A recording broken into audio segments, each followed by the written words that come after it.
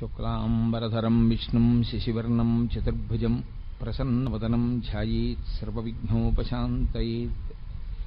గురుర్బ్రహ్మా గురుర్విష్ణుః గురుర్దేవో మహేశ్వరః గురుః సాక్షాత్ పరబ్రహ్మ తస్మై శ్రీగురవై నమః. వ్యాసాయ విష్ణురూపాయ వ్యాసరూపాయ విష్ణవే నమో వై బ్రహ్మనిధయే వాసిష్ఠాయ నమో నమః. కూజంతం రామ రామీతి మధురం మధురాక్షరం ఆరుహ్య కవితాశాఖాం వందే వాల్మీకికోకిలం. శ్రుతిస్మృతిపురాణానాం ఆలయం కరుణాలయం నమామి భగవత్పాదశంకరం లోకశంకరం. వాగర్ధావివ సంపృక్తౌ వాగర్ధప్రతిపత్తయే జగతః పితరౌ వందే పార్వతీపరమేశ్వరౌ. సూక్తిం సమగ్రేతున స్వయమేవ లక్ష్మీః శ్రీరంగరాజమహిషై మధురైః కటాక్షైః. వైదగ్ధ్యవర్ణగుణగుంభనగౌరవైర్యాం కండూలకర్ణకుహరాः కవయోధయంతి. హైమోర్ధ్వపుండ్రమజహన్మకుటం సునాసం మందస్మితం మకరకుండలచారుగండం బింబాధరం బహుళదీర్ఘకృపాకటాక్షం. శ్రీవేంకటేశముఖమాత్మనిసన్నిధత్తాం.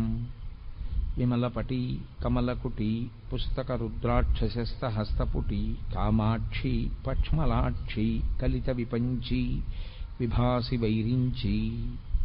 మనోజవం మరుతతుల్యవేగం జితేంద్రియం బుద్ధిమతాం వరిష్టం వాతాత్మజం వనరయూధముఖ్యం శ్రీరామదూతం శిరసా నమామి. ఆపదామపహర్తారం దాతారం సర్వసంపదాం లోకాభిరామం శ్రీరామం భూయో భూయో నమామ్యహం. హరి ఓం. పరమేశ్వర స్వరూపైన సభకి నమస్కారం.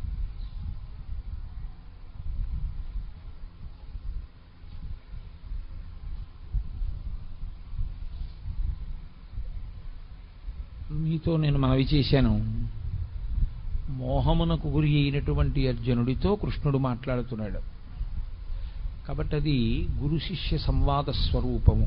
కాబట్టి ఉపనిషత్. గురువు శిష్యుడు మాట్లాడుకున్నదంతా ఉపనిషత్తు అవుతుందా అంటే, ధర్మం విషయంలో అర్జునుడు పొందినటువంటి వైక్లభ్యాన్ని దిద్దడానికి గురుస్థానంలో కూర్చున్నటువంటి కృష్ణ భగవానుడు మాట్లాడుతున్న మాటలు కనుక అది ఉపనిషత్ స్వరూపాన్ని పొందింది. నిన్న మీతో మనవి చేశాను, అర్జునుడి యొక్క మోహానికి మూల కారణం ఏదుందో ఆ మూల కారణాన్ని నివారణ చెయ్యాలి. కేవలం యుద్ధం చేయనన్నాడు కాబట్టి యుద్ధం ఎందుకు చెయ్యాలో చెప్పడం కాదు కృష్ణుడి యొక్క పని. యుద్ధం చెయ్యను అనడానికి కారణం, ఎదురుగుండా ఉన్నవాళ్ళు నా వాళ్ళు చచ్చిపోతే ఏదో ఇబ్బంది వచ్చేస్తుంది. ఇప్పుడు నావారు అన్న మాటలో నావారు కానివారున్నారు అన్నది కూడా అంతర్భాగమే. ఇది నాకిష్టము అని నేను ఎప్పుడైతే అన్నానో, ఇది నాకిష్టము కాదు అన్నది కూడా ఉందని గుర్తు లోకంలో. తప్ప ఇది నాకిష్టము అంటే అన్నీ ఇష్టము కాదు. పైగా ఇది నాకిష్టము అని నేను ఎప్పుడైతే అన్నానో అప్పుడు నాకన్నా ఇంకోటి ఉంది అని గుర్తు.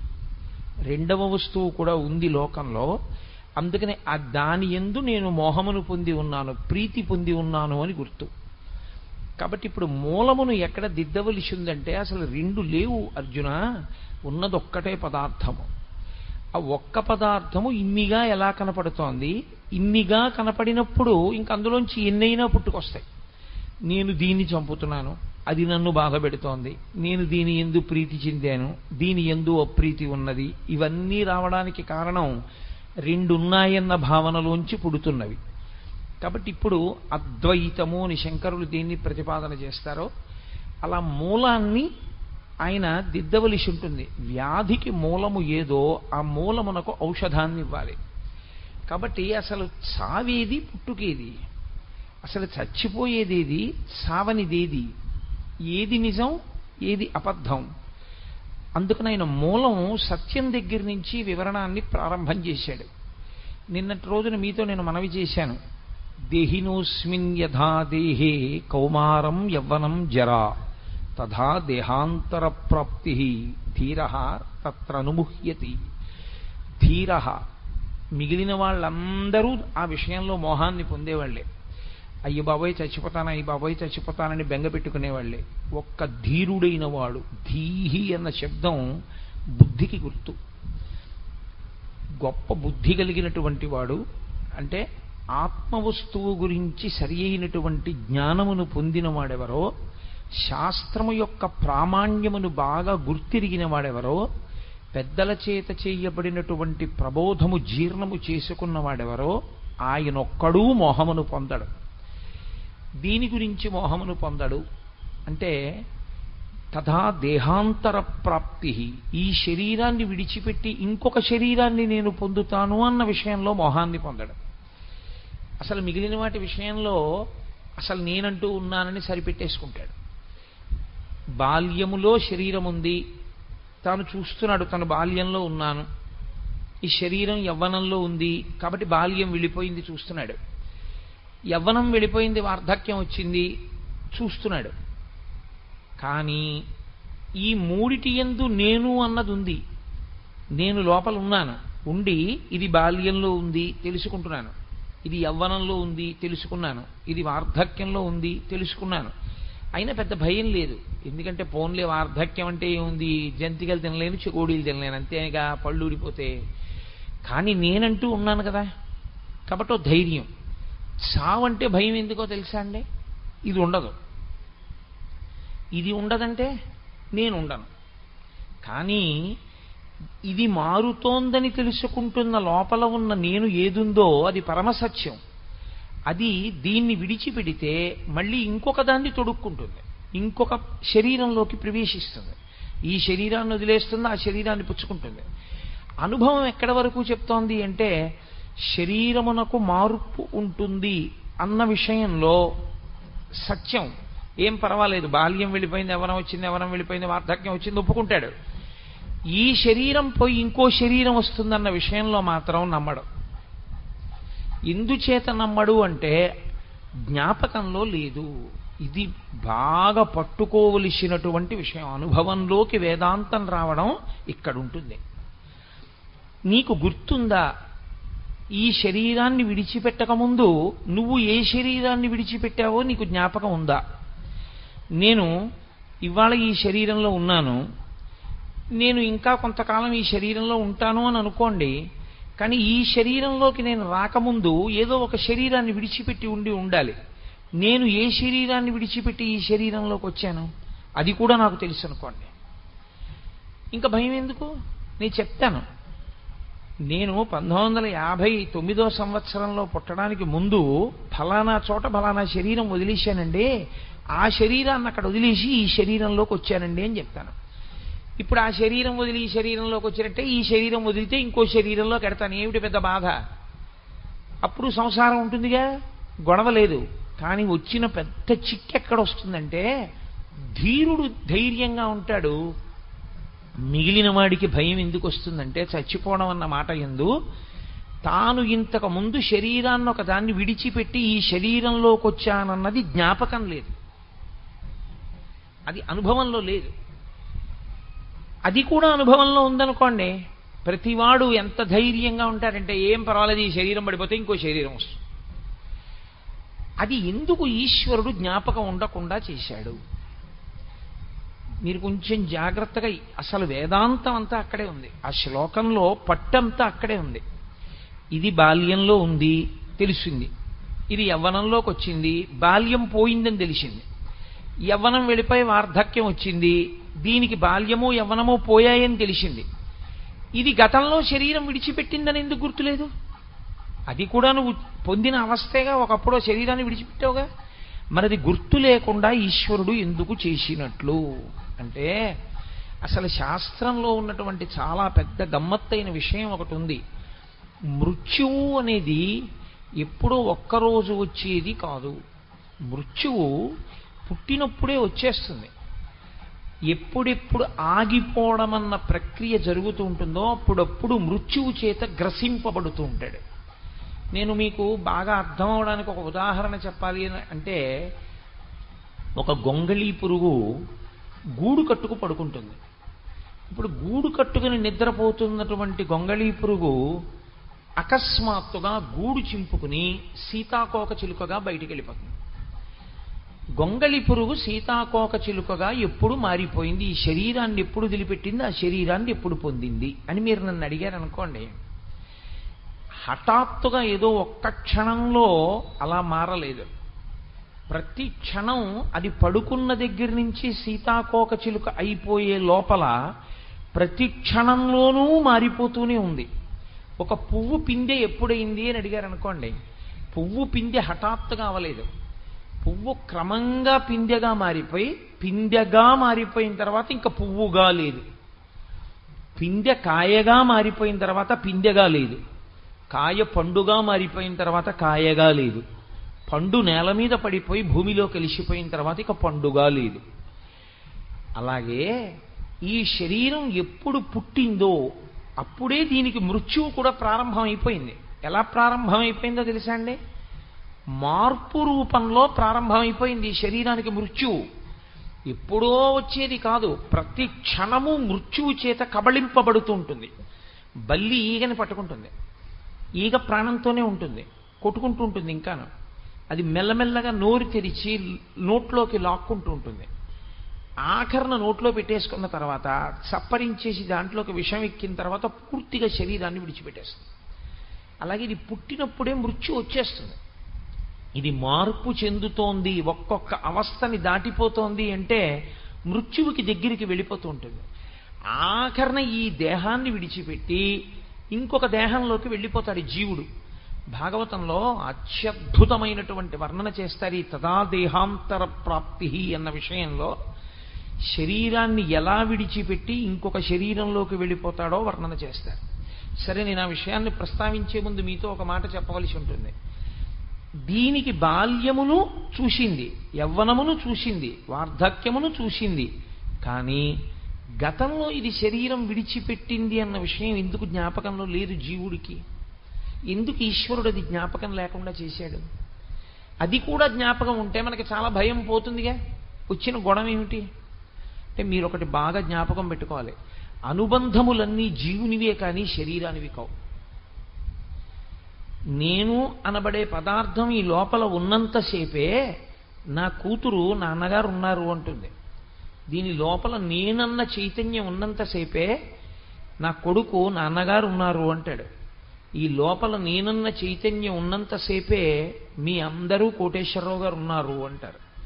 ఒక్కసారి ఆ చైతన్యం శరీరాన్ని విడిచిపెట్టింది అనుకోండి, ఆ జీవుడు ఇందులోంచి బయటికి వెళ్ళిపోయాడు అనుకోండి, ఈ శరీరం ఇక్కడే ఉన్నా కోటేశ్వరరావు గారు లేరు అంటారు. ఎందుచేత అంటే జీవుడు వెళ్ళిపోయాడు అందులోంచి. అనుబంధములన్నీ ఎవరివి అంటే జీవుడివే. కాబట్టి ఇప్పుడు జీవుడికి తాను ఏ శరీరం విడిచిపెట్టాడో జ్ఞాపకం ఉందనుకోండి, అనుబంధములు కూడా జ్ఞాపకం ఉండిపోతాయి. నేను ఫలానా చోట శరీరం విడిచిపెట్టాను అని జ్ఞాపకం ఉంటే, ఆ శరీరములో తాను ఉన్నప్పుడు తనకి భార్యగా ఉన్నదెవరు, తనకి బిడ్డలుగా ఉన్నదెవరు, తనకి ఆత్మీయులుగా ఉన్నదెవరు, తనకి విరోధులుగా ఉన్నదెవరు, అది కూడా జ్ఞాపకం ఉంటుంది. ఇప్పుడు అది కూడా జ్ఞాపకం ఉంటే మీరు ఈ జన్మలో అసలు ఉద్ధరణ వైపుకి ఏం అడిగేస్తారు? ఇంకా రాగద్వేషములు ఎక్కువయ్యాయి. అది అసలు ఈ జన్మలో మీరు కొత్తగా పెంచుకుంటున్న రాగద్వేషములే మీ అభివృద్ధికి, మీ పురోగతికి, మీరు ఈశ్వరుణ్ణి చేరుకోవడానికి ప్రతిబంధకాలు. అందుకేగా మీతో మనవి చేశా, నువ్వు నేను అన్న రెండు మాటలు ఎప్పుడొచ్చాయో అప్పుడు రెండు వచ్చాయి. రెండు ఎప్పుడు వచ్చాయో అప్పుడు అజ్ఞానం వచ్చింది, అవిద్య వచ్చింది. ఇప్పుడు కొత్తగా రెండిటి మధ్యలో ఇంత చేరిపోయింది అనుకోండి. గజేంద్రమోక్షంలో దశలక్ష కోటి కరణీనాథుండ నయ్యుండి మద్దానంభ పరిపుష్ట చందనలతాంతఛాయలందుండలేక అంటాడు. పోతన గారంతా గజేంద్రమోక్షం అంతా చేసిందంతా వేదాంతమే. 10 లక్షల కోట్ల మంది భార్యలు ఉన్నారు నాకన్నాడు. అంటే నిజంగా 10 లక్షల కోట్ల మంది భార్యలు ఉన్నారంటే వచ్చిన అభ్యంతరం ఏం లేదు. అసలు యథార్థం ఏమిటంటే, ఈ లోపలి జీవుడు ఎన్నో శరీరాల్లో ఉన్నాడు ఇత పూర్వం. అన్ని శరీరాల్లో ఉన్నప్పుడు దానికి అంతమంది భార్యలు ఉన్నారు. ఎంతమంది భార్యలు ఉన్నారో అంతమంది భార్యలతో అంతమంది బిడ్డల్ని కన్నాడు. ఈశ్వరుడు చేసిన మహోపకారం ఏమిటంటే, గత జన్మకి సంబంధించినటువంటి జ్ఞాపకాల్ని అమ్మ కడుపులోంచి బయటికి వచ్చేటప్పుడు జ్ఞాపకం లేకుండా తీసేస్తాడు. శఠము అన్న వాయువు పట్టుకుంటుంది. భాగవతంలో చెప్తారు దాని గురించి. ఆ శఠమన్న వాయువు పట్టుకోగానే అన్ని మర్చిపోతాడు. అప్పటి వరకు జ్ఞాపకం ఉంటాయి. అప్పుడు వరకు ప్రార్థన చేస్తాడు ఈశ్వరుణ్ణి బయటికి తోసేయమన్నాను. అయ్యో నేను ఫలానా వారికి భర్తగా ఉన్నాను, ఫలానా వారికి భార్యగా ఉన్నాను, ఫలానా వారికి బిడ్డడుగా ఉన్నాను, వాళ్ళని నమ్ముకున్నంత చేశాను, చిట్ట చివరికి నాకు మిగిలిందేం లేదు, ఈశ్వరా నిన్ను చేరలేకపోయాను, ఇంకొక్కసారి శరీరం ఇయ్యి, అప్పుడు నేను ఈ శరీరం ఉంటే ఈ శరీరంతో నీ సేవ చేస్తాను. శరీరంలో నేను ఉన్నాను కాబట్టి మనసు మంచిదిగా పెట్టుకుని మంచి ఆలోచనలు చేస్తాను, ఉపకారాలు చేస్తాను, పుణ్యాలు చేస్తాను. కాబట్టి ఈశ్వరా ఇంకొక్కసారి శరీరం ఇయ్యి అంటాడు. ఇచ్చినప్పుడు పరమేశ్వరుడు గత జన్మ జ్ఞాపకాల్ని కూడా ఉంచేశాడు అనుకోండి, ఉంచి పైకి పంపాడు అనుకోండి జీవుణ్ణి. ఇక ఆ జీవుడు ఒక్క క్షణం కూడా ప్రశాంతంగా ఉండలేడు. బయటికి వస్తూనే అతనికి ఒక జ్ఞాపకం ఉంటుంది, నా భార్య ఫలానా చోట ఉంది, గత జన్మలో భార్య, ఎప్పుడు అక్కడికి వెడదామా అని ఉంటుంది. నా కొడుకులు అక్కడ ఉన్నారు, వాళ్ళ యోగక్షేమాలు చూడాలనిపిస్తుంది. గతంలో కుక్కగా ఉండొచ్చు, కానీ ఆ కుక్కకు పుట్టిన పిల్లల మీద వ్యామోహం ఉంటుంది. ఓ పందిగా ఉండొచ్చు, ఆ పిల్లల మీద వ్యామోహం ఉంటుంది. ఇలా నీకు ఎన్ని జన్మల జ్ఞాపకాలు ఉంటాయో అంత పెద్ద సంసారం నీలో ఉంటుంది. ఆ సంసారంలో పడిపోవడం వల్ల కదా పాడైపోయావు. సంసారం అన్న మాట వేదాంతంలో బయట ఉండేది కాదు, లోపల ఉండేది. బాహ్యంలో అయితే సంసారం బయట ఉందంటాం, వేదాంతంలో సంసారం లోపల ఉంటుంది. అందుకే కాషాయానికి అర్థం ఏమిటంటే అన్నీ విడిచిపెట్టేయడం, ఎవ్వరితోనూ అనుబంధం ఉండకూడదు. అందుకే నకర్మణాన ప్రజాధనీన త్యాగేనైకే అమృతత్వమానసో పరిణనాకం నిహితం గుహాయాం విభ్రాజతే తద్యతయో విశంతి అంటుంది ఉపనిషత్. కాషాయం కట్టుకున్న వాళ్ళని చూస్తే ఆ మంత్రం చెప్పు అంటుంది. ఎందుచేత అంటే ఇంకా వాళ్ళకి త్యాగేనైకే అమృతత్వమానసో, ఇహ ఆయనకి కొడుకు లేదు, కూతురు లేదు, భార్య లేదు, భర్త లేదు, బిడ్డ లేరు, బంధువు లేరు, స్నేహితుడు లేడు, ఎవ్వరూ లేరు. ఆఖరికి శరీరమే నేను కాదు, అన్నీ విడిచిపెట్టేశాడు. అన్నీ విడిచిపెట్టేసిన వాడికి ఒక్కడికే కాషాయం. అన్నీ వదిలిపెట్టేస్తే అన్నిటితో సంబంధాన్ని విడిచిపెట్టి లోపల ఉన్న నేనుగా మాత్రమే మిగిలిపోయాను తప్ప నాకెవ్వరితో అనుబంధం లేదు. ఇక నేను అన్నయ్య అని పిలిపించుకునేది లేదు, ఏమండి అని పిలిపించుకునేది లేదు, నాన్నగారండి అని పిలిపించుకునేది లేదు. అలా నాన్నగారండి అని పిలవవలసినటువంటి వారికి నేను తండ్రిని పూర్వాశ్రమంలో అయినా ఇప్పుడు ఇక నేను ఒప్పుకోను. ఇది కట్టుకున్న నాడు నాకు మళ్ళీ రెండో జన్మ, నేను కొత్తగా పుట్టిన వాడితో సమానం కాబట్టి లేదు, నేను అన్ని విడిచిపెట్టేశాను. విడిచిపెట్టడం అంటే ఇది విడిచిపెడితే మరి బుద్ధి ఎక్కడ పెట్టావు? సత్తయందు న్యాసం చేశాను, సత్తయందు బుద్ధిని నిక్షేపించాను, అందుకు నేను సన్యసించానంటాడు. అందుకే సనాతన ధర్మమునందు అంత పెద్ద మార్పు వస్తే ఇది విడిచి అది పట్టుకున్నాడు కాబట్టి కాషాయం కట్టుకుంటాడు. అది లేకుండా కట్టుకున్నాడు అనుకోండి చాలా దోషభూయిష్టం అయిపోతుంది. కాబట్టి ఈ సంసారం అనేటటువంటిది లోపలుంది తప్ప నిజానికి పైన లేదు. నేను ఇక్కడ కూర్చున్నా అయ్యో నా భార్య, అయ్యో నా భార్య, అయ్యో నా భార్య అని వెంపర్లాట నాకుంటే సంసారం ఇక్కడే ఉంది. నేను ఇంట్లో ఉన్నా ఇవన్నీ అనుబంధాలు, గతంలో నాకు ఎంతమంది భార్యలు, ఇప్పుడు ఒక భార్య అని నేను మోహమునకు గురికాని స్థితిని, అది నోటితో చెప్పడం కాదు. నేను ఇప్పుడు నోటితో చెప్పిన మాట చేత నేను ఆ స్థితిని పొందాను అని మీరు అనుకుంటే చాలా పొరపాటు. నేనే చెప్తున్నాను, నేను ఆ స్థితిని పొందినవాడను కాను, పొందడానికి ప్రయత్నం చేస్తున్న సాధకుడను మాత్రమే. అందుకే నాకు ఉద్వేగములుంటాయి, నిజ జీవితంలో ఇంకా ఉద్వేగమునకు లోనవుతుంటాను, పరిశీలనం చేస్తూ ఉంటాను. అది ఎప్పుడో పండుతుంది. ఆ పండిన నాడు నేను సాధన యందు చేరవలసిన స్థాయిని చేరినవాడనవుతాను. అందుకే వేదాంతం మనసుని పట్టుకోవలసిందే కానీ వేదాంతం తాత్పర్యంగా నేర్చుకునేది కాదు. కాబట్టి సంసారమన్నది నీ లోపలున్నది, దానివల్ల పాడైపోయావు గత జన్మలలో. ఇప్పుడు మళ్ళీ నీకు సంసారం పెట్టడం అంటే గతంలో ఉన్న జ్ఞాపకాలన్నీ పెట్టడమే. ఏ శరీరం వదిలిపెట్టావో నీకు ఈశ్వరుడు జ్ఞాపకం ఉంచేశాడనుకో, ఉత్తర క్షణం ఈశ్వరుడు నిన్ను పుట్టిస్తూనే మళ్ళీ సంసారమన్న రొంపిలో ముంచి పుట్టించాడు. ఇక నువ్వేం ఉద్ధరణ పొందుతావు? నువ్వు కొత్తగా కల్పించుకుంటున్న అనుబంధముల నుండే వినిర్ముక్తం కాలేకపోతున్నావు. గత జన్మలలో ఉన్న అనుబంధాలు కూడా నీకు జ్ఞాపకం ఉండిపోతే జీవుడిగా ఇక నువ్వు పైకొస్తావా? ఈ జన్మలో నువ్వు కోటీశ్వరుడవైనా, నీకు ఒక్కతే కూతురైనా, గత జన్మలలో నీకున్న 16 మంది ఆడపిల్లల్లో 80 ఇంకా పెళ్ళవకుండా నువ్వు వెళ్ళిపోయి ఉండుంటే ఇప్పుడు ఇక్కడ పుట్టిన పిల్ల కన్నా అక్కడ ఉండిపోయిన 80 పిల్లల పెళ్ళిళ్ళ గురించి ఆలోచిస్తావు. ఇప్పుడు సంసారం పెరిగిందా, సంసారం తరిగిందా, పైకే వస్తావు నువ్వు, ఇక రాలేవు, కుదరదు. ఈశ్వరుడు శరీరాన్ని ఇచ్చేది దేనికి ఇస్తాడంటే, ప్రత్యేకించి మనుష్య శరీరాన్ని దేనికి ఇస్తాడంటే ఉద్ధరణ కొరకిస్తాడు. నువ్వు దీన్ని తెప్పగా వాడుకుని పైకి రారా అని ఇస్తాడు. తెప్పగా వాడుకుని పైకి రావలసిన వాడికి ముందుండవలసిన లక్షణం ఆయన ఉపకారం చేసి ఓ బుద్ధి ఇస్తాడు. ఏమిటో తెలుసా అండి? గత సంసార వాసనలు నీకు జ్ఞాపకం లేకుండా చేస్తాను. కాబట్టి ఇప్పుడు జీవుడు ఏ శరీరం వదిలిపెట్టాడో జ్ఞాపకం ఉండకూడదు. అందుకే కడుపులో ఉన్నంతసేపు జ్ఞాపకం ఉంచుతాడు. ఎందుకు ఉంచుతాడో తెలుసా అండి? అది నరకం.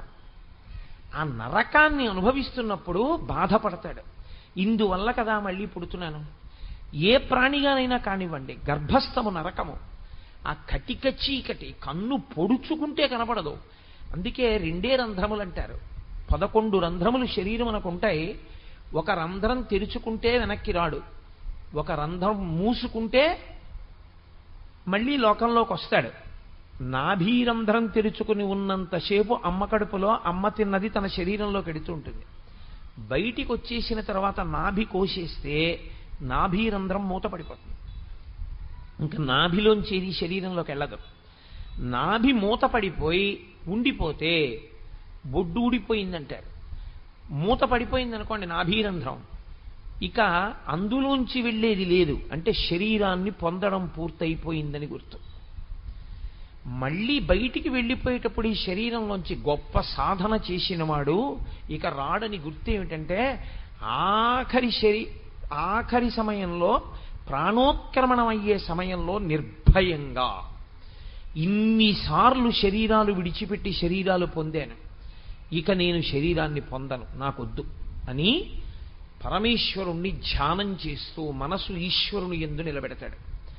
ఆ నిలబెట్టిన కారణం చేత ఈ శరీరము పడిపోతున్నా తాను సాక్షిగా నిలబడతాడు.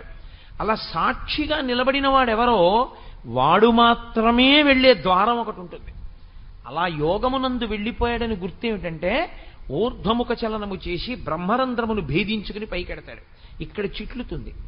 ఇక్కడ చిట్లి వెళ్ళిపోయాడు అంటే యోగమునందు వెళ్ళిపోయాడు అని గుర్తు. భగవద్గీత ప్రత్యేకించి సాంఖ్యయోగం అంతా కూడా యోగము యొక్క వైభవాన్నే మాట్లాడతాడు ఆయన.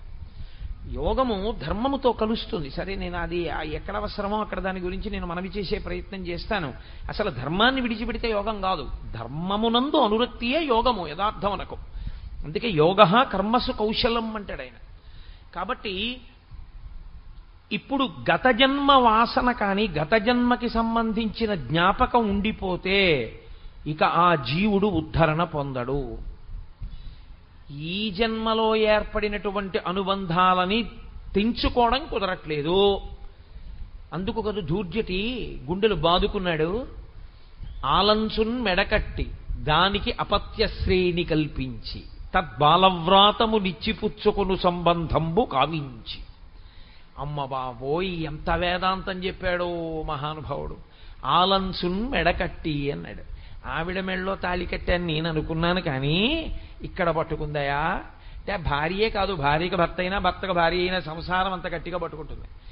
ఇప్పుడు దానికి అపత్యశ్రేణి కల్పించి దాని వలన కొంతమంది పిల్లలు పుట్టేటట్టు చేసి ఆ భార్య వలన తద్బాలవ్రాతము నిచ్చిపుచ్చుకొను సంబంధంబు కావించి ఈ ఇంట పుట్టిన ఆడపిల్లని బట్టుకెళ్ళి ఇంకో ఇంట్లో ఇచ్చాడు. ఇంకో ఇంట్లో పుట్టిన ఆడపిల్లని ఇంటికి తెచ్చుకున్నాడు. 60 ఏళ్ళు వచ్చాక నేను చేసింది ఏమిటి అని వెనక్కి తిరిగి చూస్తే ఓ కొడుకుని కని కూతుర్ని తెచ్చుకున్నాను, ఓ కూతుర్ని కని ఇంకో ఇంటికి పంపించాను. దానివల్ల అల్లుడు వచ్చాడు, దీనివల్ల కోడలు వచ్చింది. ఇది నీ సాధించింది. దీనికి అనుబంధంగా మళ్ళీ కొన్ని అనుబంధాలు ఏర్పడ్డాయి తప్ప సాధనలో నేనేం చేశాను ఈ శరీరంతో? ఏమీ లేదు, సున్నా. ఈ అనుబంధాలే ఆఖరికి కొంప ముంచేస్తాయి మళ్ళీ. కాబట్టి తదా దేహాంతర ప్రాప్తి, ఇది జీవుడికి ఉన్న లక్షణం. శరీరాన్ని మళ్ళీ పొందుతాడు, కానీ అది నీకు జ్ఞాపకంలో లేదు, అనుభవంలో లేదు. అనుభవంలో లేకపోవడం వల్ల వచ్చిన పెద్ద భయం ఏమొచ్చిందంటే శాస్త్రాన్ని ప్రమాణంగా తీసుకుని ఒరే ఈ శరీరం వదిలినా ఇంకో శరీరాన్ని పొందుతాన్రా అన్న ధైర్యం కూడా లేదు. అసలు ఇంకొక శరీరాన్ని పొందుతానన్న ధైర్యం కాదు, ఆ కోరిక ఉంచుకోకూడదు. అసలు ఆ కోరిక ఉండడం మొదటి తప్పు. సరే, అంత దూరం ఎక్కడ వెళ్ళిపోతానులేండి, కుదరదు. కనీసం మళ్ళీ మనుష్య జన్మలోకి వచ్చి శాస్త్రం చదువుకునేంత మంచి ప్రయోజనం కలిగితే చాలు అంటావా? నీకు మళ్ళీ శరీరం రాదనుకుని వ్యామోహపడ్డం పెద్ద తప్పు. తథా దేహాంతర ప్రాప్తి ధీర తత్రనుముహ్యతి. ధీరులైన వారు దాని గురించి మోహాన్ని పొందరు అర్జున. నువ్వేమిటి ఇప్పుడు వాళ్ళందరూ చచ్చిపోతారు చచ్చిపోతారు చచ్చిపోతారు గుండెలు బాధేసుకుంటున్నాయేమిటి? వాళ్ళు చచ్చిపోవడం అనేటటువంటిది శరీరం పడిపోతుంది, వాళ్ళు మళ్ళీ వచ్చేస్తారు ఇంకో శరీరంలోకి. నీకెందుకంత బెంగ? నువ్వు పడగొట్టకపోతే పడదనుకుంటున్నావా? పడిపోతుంది. పడిపోయింది రాదనుకుంటున్నావా? వస్తుంది. చిత్రం ఏమిటో తెలుసా? ఇక్కడ ఒక ప్రశ్న వస్తుంది వేదాంతంలో. మరి ఎందుకండి అసలు ఈశ్వరుడు ఈ శరీరాలు ఇస్తుండడం? ఏదో ఒక గొడవ తేల్చేస్తే అయిపోతుంది కదా. మళ్ళీ శరీరం ఇవ్వకుండా, ఏమయ్యా నీకోసారి శరీరం ఇచ్చాను నువ్వు సరిగ్గా ఉపయోగించలేదు, గుణపాల మీద ఎక్కించేస్తాడో గొడ్డలతో కొట్టేస్తాడో ఏదో చేసేనివ్వండి, అయిపోయింది. అక్కడతో దరిద్రం వదిలిపోయింది. లేదా తనలో కలిపేసుకున్నాడా? కలిపేసుకోమనండి. రెండే. మళ్ళీ శరీరం ఇస్తూ ఉండడం, మళ్ళీ చెయ్యి అంటూ ఉండడం, మళ్ళీ మనం కింద పడుతుండా మీద పడుతుండా, మళ్ళీ కింద పడ్డావు మీద పడ్డామని మళ్ళీ మళ్ళీ తీసుకొచ్చి మళ్ళీ శరీరం ఇస్తుండా. ఏమిటండి అల్లరంతా? ఎందుకు ఈశ్వరుడు ఈ శరీరం ఇవ్వడం అంటే మీరు ఒక్క విషయం జ్ఞాపకం పెట్టుకోవాలి. మనం శాస్త్రమును ప్రమాణంగా తీసుకుని మాట్లాడకపోతే, శాస్త్రమునందు సరి అయినటువంటి నిష్ట లేకపోతే, సరి అయినటువంటి సమర్థత కలిగిన గురువు దగ్గర శాస్త్రాధ్యయనం చేయకపోతే, బురదపాము లాంటి గురువు గారి నోట్లో పడ్డ పెద్ద కప్పలా పడిపోయి ఉండిపోతే వచ్చే పెద్ద ఇబ్బంది ఏమిటొస్తుందో తెలుసా అండి? శాస్త్ర పరిజ్ఞానమునందు పరిపక్వత ఏర్పడదు. ఏర్పడకపోతే సంధి ప్రలాపం అంటారు. అలాంటి మెట్ట వేదాంతం ప్రశ్నలు వస్తాయి. ఈశ్వరుడు ఎందుకు ఇచ్చాడు శరీరాన్ని? మొట్టమొదట అసలు చెప్పవలసిన విషయం ఏమిటంటే, ఈశ్వరుడు మీకు శరీరమును ఇవ్వలేదు. ఈశ్వరుడు మీకు శరీరం ఇచ్చాడనుకున్న మీ సిద్ధాంతమే దోషభూయిష్టం. ఈశ్వరుడికి దాని యందు స్వాతంత్ర్యము లేదు. ఈశ్వరుడు ఇవ్వడు, ఆయన పెట్టుకోలేదు తన మీద. నేను మీకు ఈ శరీరాన్ని ఇస్తాను అని ఎక్కడా ప్రమాణం చేయడు. భగవద్గీత కాదు, మీరు సనాతన ధర్మమునందు వాంగ్మయాన్నంతటినీ చూడండి, ఇది మాత్రము ఈశ్వరుడు అనడు. ఎందుకు నేను ఈ మాట ఇంత నొక్కి చెప్తున్నానో తెలుసా అండి? ఒక్క సనాతన ధర్మమునందు మాత్రమే పునర్జన్మ సిద్ధాంతం ఉంది. మిగిలిన ఏ విశ్వాసమో పునర్జన్మ సిద్ధాంతమును అన్నీ అంగీకరించవు. ఎవరు పునర్జన్మ సిద్ధాంతాన్ని అంగీకరిస్తారో వారొక్కరే బొట్టు పెట్టుకుంటారు. బొట్టు పెట్టుకోరు అంటే మనం గుండెలు బాధేసుకోక్కర్లేదు. బొట్టు పెట్టుకోరు అంటే దానికి గుర్తు ఏమిటంటే వారు పునర్జన్మ సిద్ధాంతమును అంగీకరించరు. పునర్జన్మ సిద్ధాంతమును అంగీకరించడం సనాతన ధర్మంలో అత్యంత ప్రధానమైన విషయం. నేను మళ్ళీ వస్తాను, ఎలా వస్తాను? ఈశ్వరుడు ఏది ఇస్తే అది ఇస్తాను. తప్పు. ఈశ్వరుడు ఇవ్వడు. మరి దేనివల్ల వస్తాను? నేను ఏం చేస్తానో దానివల్లే నేను వస్తాను. ఇది చాలా గమ్మత్తుగా ఉంటుంది ఈ విషయం. ఎందుకో తెలుసా అండి? ఈశ్వరుడు ఏం చేస్తాడంటే, మనుష్య ప్రాణి విషయంలో బుద్ధి అన్నదాన్ని ఇచ్చి విడిచిపెడతాడు. ప్రతి మనుష్య ప్రాణి యందు బుద్ధి ఉంటుంది. ఇది ఇతర ప్రాణుల యందు ఉండదు. అందుకే వాటికి కర్మక్షయం ఒకటే ఉంటుంది. దానికి బుద్ధిని ఉపయోగించుకోవడం అలా ఏం ఉండదు దానికి. ఒక్క మనుష్య ప్రాణి బుద్ధి. అందుకే సనాతన ధర్మమునందు మీరు ఏం చేశారు అన్నది కాదు, మీరు ఏం చిట్ట చివర ఫలితం ఏమడిగారు అన్నదే ప్రధానం. ఎటు తిరిగి ఎటు రండి, మీరు ఆఖరణ అడిగేది ఒకటే అడుగుతారు, ధియో యోన ప్రచోదయాత్ అని అడుగుతారు. మా బుద్ధులు ప్రేరేపింపబడుగాక. మీరు దుర్గమ్మ తల్లిని ప్రార్థన చేశారనుకోండి, తన్నో దుర్గి ప్రచోదయాత్, ఓ అమ్మా మా బుద్ధులను ప్రేరేపించు. శివుణ్ణి పూజ చేశారనుకోండి, తన్నో రుద్ర ప్రచోదయాత్, ఓ రుద్రుడా మా బుద్ధులను ప్రేరేపించు. విష్ణువుని ఆరాధిస్తే తన్న విష్ణు ప్రచోదయాత్, ఓ విష్ణువా మా బుద్ధులను ప్రేరేపించు. అగ్నిని ప్రార్థన చేస్తే అగ్ని మా బుద్ధులను ప్రేరేపించుగాక. మీ బుద్ధిని ప్రేరేపించమని అడుగుతారు. ఎందుకో తెలుసా అండి? వాడి బుద్ధి గడ్డి తిందిరా అంటుంటారు. బుద్ధి నిర్ణయం చేస్తుంది. మనసు సంకల్ప వికల్ప సంఘాతమై ఉంటుంది. నేను మీతో నిన్న మనవి చేశా, స్థూల శరీరము బలమా సూక్ష్మ శరీరము బలమా అంటే, సూక్ష్మ శరీరము యొక్క బలం ముందు స్థూల శరీరము యొక్క బలము వెంట్రుకపాటి కూడా చాలదు.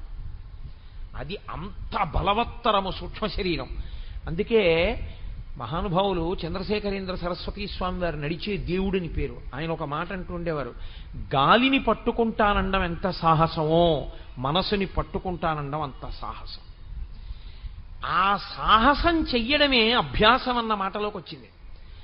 గాలిని పట్టగలవా, మనసుని పట్టగలవా?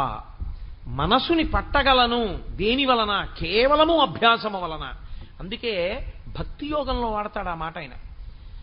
నేను మయ్యేవ మన ఆధత్స్వా మయి బుద్ధిం నివేశయ అంటాడు. నా యందు పెట్టు నీ మనసు, నా యందు పెట్టు నీ బుద్ధి. అలా కుదరలేదనుకో, అభ్యాసయోగేన కౌంతేయ, అభ్యాసం చెయ్యి అంటాడు. అభ్యాసము శరీరముతో ప్రారంభం. సరే, అది భక్తి యోగంలో విషయాన్ని ఇప్పుడు నేను దాన్ని సమన్వయం చెయ్యను. మనం ఏం చేస్తామంటే, ఈశ్వరుడు బుద్ధినిచ్చి మనని పంపిస్తే ఈ బుద్ధితో ఈశ్వరుడు ఏం చెప్తాడంటే, నువ్వు నిర్ణయం చేసుకో. ఇప్పుడు ఈ నిర్ణయం చేసుకోగలిగినటువంటి బుద్ధి పదును బాగా ఎక్కడెక్కుతుందో తెలుసా అండి? శాస్త్రమును అధ్యయనము చేయడం వల్ల, గురువు గారి దగ్గర కూర్చుని శాస్త్రాన్ని బాగా వినడం వల్ల. ఏతత్ శాస్త్రం ప్రమాణంతే, ఎవరేం చెప్పారన్నది ప్రమాణం కాదు. లోకంలో ఎవరు ఏం చెప్పినా ప్రమాణం కాదు. శాస్త్రమును వాళ్ళు మాట్లాడితే ప్రమాణం. పరమాచార్య స్వామి చెప్పినటువంటి మాటలన్నీ ప్రమాణవాక్కులే. దేని వలన? ఆయన ఎప్పుడు మాట్లాడినా వేదమే మాట్లాడారంతే, ఆయన శాస్త్రమే మాట్లాడారంతే. శాస్త్రము కానిది ఆయన మాట్లాడలేదు. ఎంత ధైర్యంగా మాట్లాడారో, ఎంత సాహసంగా మాట్లాడారో పరమాచార్య మాట్లాడిన మాటలు మీరు చదివితే మీకు అర్థమవుతుంది. ఓ, ఇందుకు ఈయన నడిచే దేవుడయ్యాడనిపిస్తుంది. అదిగో ఆ ధైర్యం ఉండి మాట్లాడిన గురువు ఉంటాడే, శాస్త్రమునందు నమ్మకం ఉన్నవాడు, ఆ గురువు మాట్లాడుతున్నప్పుడు ఆ మాటల చేత పదునెక్కుతుంది. పదునెక్కడం అన్న మాటలో ఉన్నటువంటి లక్షణం ఏమిటో తెలుసా అండి? మళ్ళీ అదో చిత్రం. గురువుగారి మాటలు కూడా చింతపండు లాంటివి. మన మనసు కిలిమిక్కినటువంటి పాత్ర లాంటివి. చింతపండు పెట్టి మీరు కిలిమిక్కిన పాత్రని తోముదాం అనుకున్నారనుకోండి, ధగధగా మెరవాలి. ఇప్పుడు చింతపండు తీసుకొచ్చారు. ఏమంటే చింతపండు బాగుందా? బాగుంది. కిలిమిక్కిన పాత్రకి కిలి ఉందా? ఉంది. ఇప్పుడు దీనికి ఉన్నటువంటి ఆ గబ్బు పోవాలి. ఈ చింతపండుతో ఈ పాత్రని తోమచ్చు, పులుసులోనూ వేసుకోవచ్చు. ఏమైనా అభ్యంతరమా మీకు? పాత్రను తోమకుండా పులుసులో వేసాను, అభ్యంతరమా? అభ్యంతరం కాదు. పాత్రకి కిలి ఉంది. ఇప్పుడు నేను ఈ చింతపండు పట్టుకొచ్చి తోమిన తర్వాత పాత్ర మెరుస్తోంది. ఇప్పుడు నేను తోమడానికి ఉపయోగించినవి ఏమున్నాయో దాన్ని పులుసులో వేసుకోవచ్చా? కుదరదు.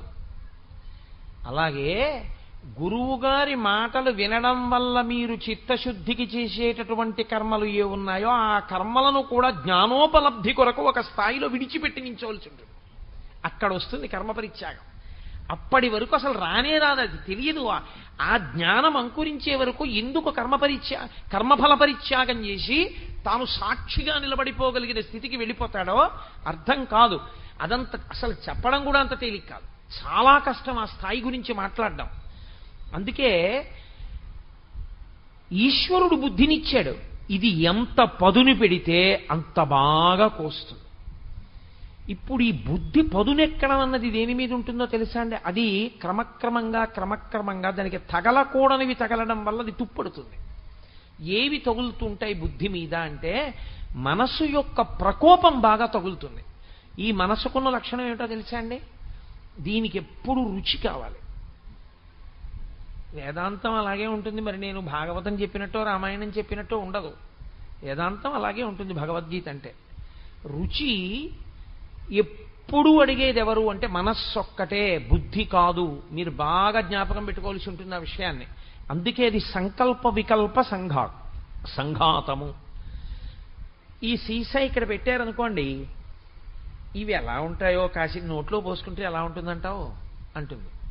ఎందుకనంటే అది సంకల్ప వికల్ప సంఘాతం. అది ఎప్పుడు ఏదో ఆలోచిస్తుంది.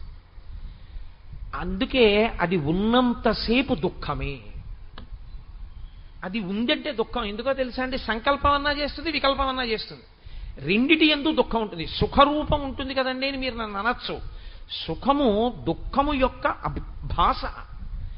అది వెంటనే దుఃఖాన్ని తీసుకొచ్చేస్తుంది. ఎందుకో తెలుసా అండి? నేను చాలా ప్రీతి చెందేటటువంటి వస్తువు నా దగ్గర ఉంటే నాకు సుఖం అండి.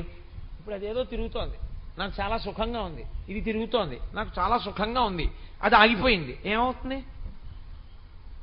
దుఃఖం వచ్చేసింది అంతే. సుఖమునందు దుఃఖము ఇమిడి ఉంటుంది, దుఃఖమునందు సుఖము ఇమిడి ఉంటుంది. ఆ తర్వాత మళ్ళీ తిరిగింది అనుకోండి, నిర్వాణాయ తరుచ్ఛాయ తప్తస్య విశేషత అని సంస్కృతంలో సూక్తి. ఎండలోంచి వచ్చి చెట్టు కిందకి వెళ్ళాడు అనుకోండి, అబ్బా ఎంత హాయిగా ఉందండి అంటే. ఆకలేసిన తర్వాత అన్నం తిన్నాడు అనుకోండి, అబ్బా ఎంత హాయిగా ఉందండి అంటే. నా ఉపన్యాసం అయిపోయిన తర్వాత మీరు అమ్మాయి ఎంత హాయిగా ఉందండి అంటారు కదా. కాబట్టి దుఃఖము తర్వాత సుఖం ఉంటుంది, సుఖం తర్వాత దుఃఖం ఉంటుంది. ఇవి రెండూ మనసు యొక్క లక్షణాలే. ఇది సంకల్ప వికల్ప సంఘాతము.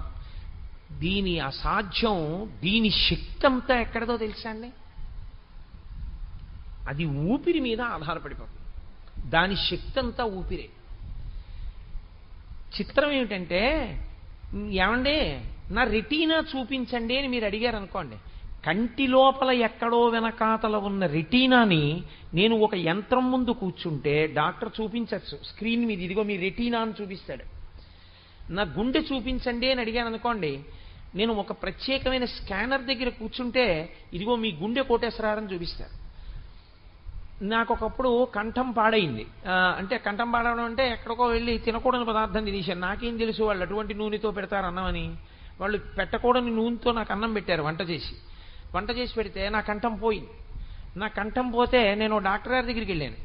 వెడితే ఆయన నన్ను ఒక యంత్రం ముందు కూర్చోబెట్టి ఓసారి మీ కంఠం చూసుకోండి అన్నారు. ఎదురుగుండా నా కంఠం కనబడింది. ఎర్రటి మాంసపు ముద్ద మీద పూర్తిగా తొరకలు, పెరుగు మీద పాల మీద తొరకలు పడితే ఎలా ఉంటాయో అలా పట్టేసింది తొరకలాగా. ఇది మీకు కనపడుతున్నది. ఈ తొరక ఎక్కడి వరకు పట్టిందో తెలుసా?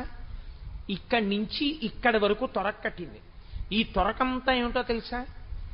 మీరు తినకూడనటువంటి నూనెతో, అత్యంత చవకబారు నూనెతో మీకు అన్నం పెట్టారు వారం రోజులు మీరు ఉపన్యాసాలకు వెళ్ళినప్పుడు. ఆ నూనె ఏమైపోయిందంటే ఇక్కడికి వచ్చి తొరక కట్టేసి వాయువుని వాక్కుగా మారనివ్వట్లేదు, మారనివ్వకుండా అడ్డేస్తోంది. ఇప్పుడు ఇదంతా కూడా పోవాలి. ఇది పోవడానికి ఔషధులు ఇస్తున్నాను. అవి తింటే ఈ తొరకంతా కరిగిపోతుంది. కరిగిపోయాక మీ కంఠం మీకు వస్తుందన్నాడు ఆయన. నా కంఠం నేను చూసుకున్నానా లేదా? నా శబ్దపేటికతో సహా ఆ రోజు నేను చూసుకున్నాను. నా మనస్సుని చూపించండి అని నేను ఏ డాక్టర్నన్నా అడిగాను అనుకోండి, చూపిస్తారా? ఎవ్వరూ చూపించలేరు. ఎందుకో తెలుసా అండి? మనసు మీ చేత చూడబడేది కాదు, కానీ అదే మిమ్మల్ని నడిపిస్తూ ఉంటుంది. దానికి వచ్చిన లక్షణం ఏమిటంటే అది సంకల్ప వికల్ప సంఘాతం. అది అస్తమానం ఏదో ఒక ప్రతిపాదన పట్టుకొస్తుంది. అది ఖాళీగా ఉండు, వద్దు అల్లరి చేయకు, గొడవ చేయి, కూర్చో, ఏం చెప్పకు, అలా ఉండు అని మీరు అన్నారనుకోండి, వెంటనే అలాగే అని మళ్ళీ వెంటనే అలా ఉండమన్నావు కదా చూసావా, పూర్వం కూడా ఒక ఆయన ఇలాగేనేవాడు అని మళ్ళీ ఏదో మొదలెడుతుంది. అసలు మీరు మనస్సుని ప్రశాంతంగా ఉంచడం అన్నది సాధ్యము కానీ కాదు. ఇది ఎప్పుడైతే సాధ్యం కాదో మీరు ఆ విషయాన్ని గుర్తుపెట్టుకోవాలి. దానికి స్వాతంత్ర్యం అలవాటు అవ్వడం అన్నది ఎప్పటి నుంచి వచ్చిందో తెలుసా అండి? ఇప్పటిది కాదా స్వాతంత్ర్యం, కొన్ని కోట్ల జన్మల క్రితం నుంచి మీరు అలవాటు చేశారని ఇష్టం వచ్చినట్టు తిరిగని. వెనకటికి ఒక ఆయన కొడుకు ఎవరో ఒక అమ్మాయిని ప్రేమించానని చెప్పాడు. ఏం చెప్పాలి బుద్ధున్న తండ్రి అయితే? తప్పురా, తండ్రిరా నిర్ణయించాలి, నువ్వు ప్రేమించడం ఏమిటిరా, తప్పు, అలా చేయకూడదని చెప్పాలి. ఒరే, ప్రేమించిన అమ్మాయి చుట్టూ తిరగడానికి ఓ మోటార్ సైకిల్ ఉంటే బాగుంటుందిరానో మోటార్ సైకిల్ కొనిపెట్టాడు. కొనిపెట్టిన తర్వాత వాడు ఆ అమ్మాయిని ప్రేమించాడు, పెళ్లి చేసుకున్నాడు. ఇప్పుడు ఆయన వేరు కారణాలకు ఏడుస్తున్నాడు. ఏమిటి ఉపయోగం? నిన్ను మోటార్ సైకిల్ కొనిపెట్టమని ఎవరు చెప్పారు? స్వేచ్ఛా స్వాతంత్రం ఇచ్చావు, ఇప్పుడు నువ్వు అనుభవిస్తున్నావు. అలా స్వేచ్ఛ ఇచ్చేసాం మనసుకి మనం. దాన్ని మన అదుపులో ఉంచుకోవడం అంటే బుద్ధి దాన్ని అదుపులో పెట్టడం కలిగినటువంటి శక్తి నుంచి అది తప్పుకుంది. అది సర్వస్వతంత్రం అయిపోయి దాని పని ఏమిటంటే బుద్ధి చెప్పాక మనం చేద్దామనడం దానికి అలవాట్లేదు. నేను చెప్తూనే ఉంటాను, ఒక్కొక్కసారి బుద్ధిని వంచేస్తాను అని అది ఏం చేస్తుందంటే చెబుతూనే ఉంటుంది. వద్దు, తప్పు, అలా చేయకూడదంటుంది బుద్ధి. అలా అంటారు కానండి, ఏం పర్వాలేదా, అలా అక్కడ చూడండి వాళ్ళు చేయలేదా, ఇలా వీళ్ళు చేయలేదా, ఏమిటి తప్పు? లోకంలో చాలామంది ఉన్నారు తెలుసా అండి, ఇది తప్పని తెలిసి చేస్తుంటారు. నాకు మొన్ననే రైల్లో ఒక ఆవిడ కనబడ్డారు. నేను నెల్లూరు నుంచి వస్తుంటే ఆవిడ నాతో అన్నారు, నేను వెళ్ళిన శివాలయాల్లో కల్లా అర్చకులు ఎప్పుడైనా పక్కకి వెళ్ళగానే లోపలికి వెళ్ళి శివలింగాన్ని కౌగిలించుకుంటానన్నారు. ఎందుకు అలాగని అడిగాను నేను.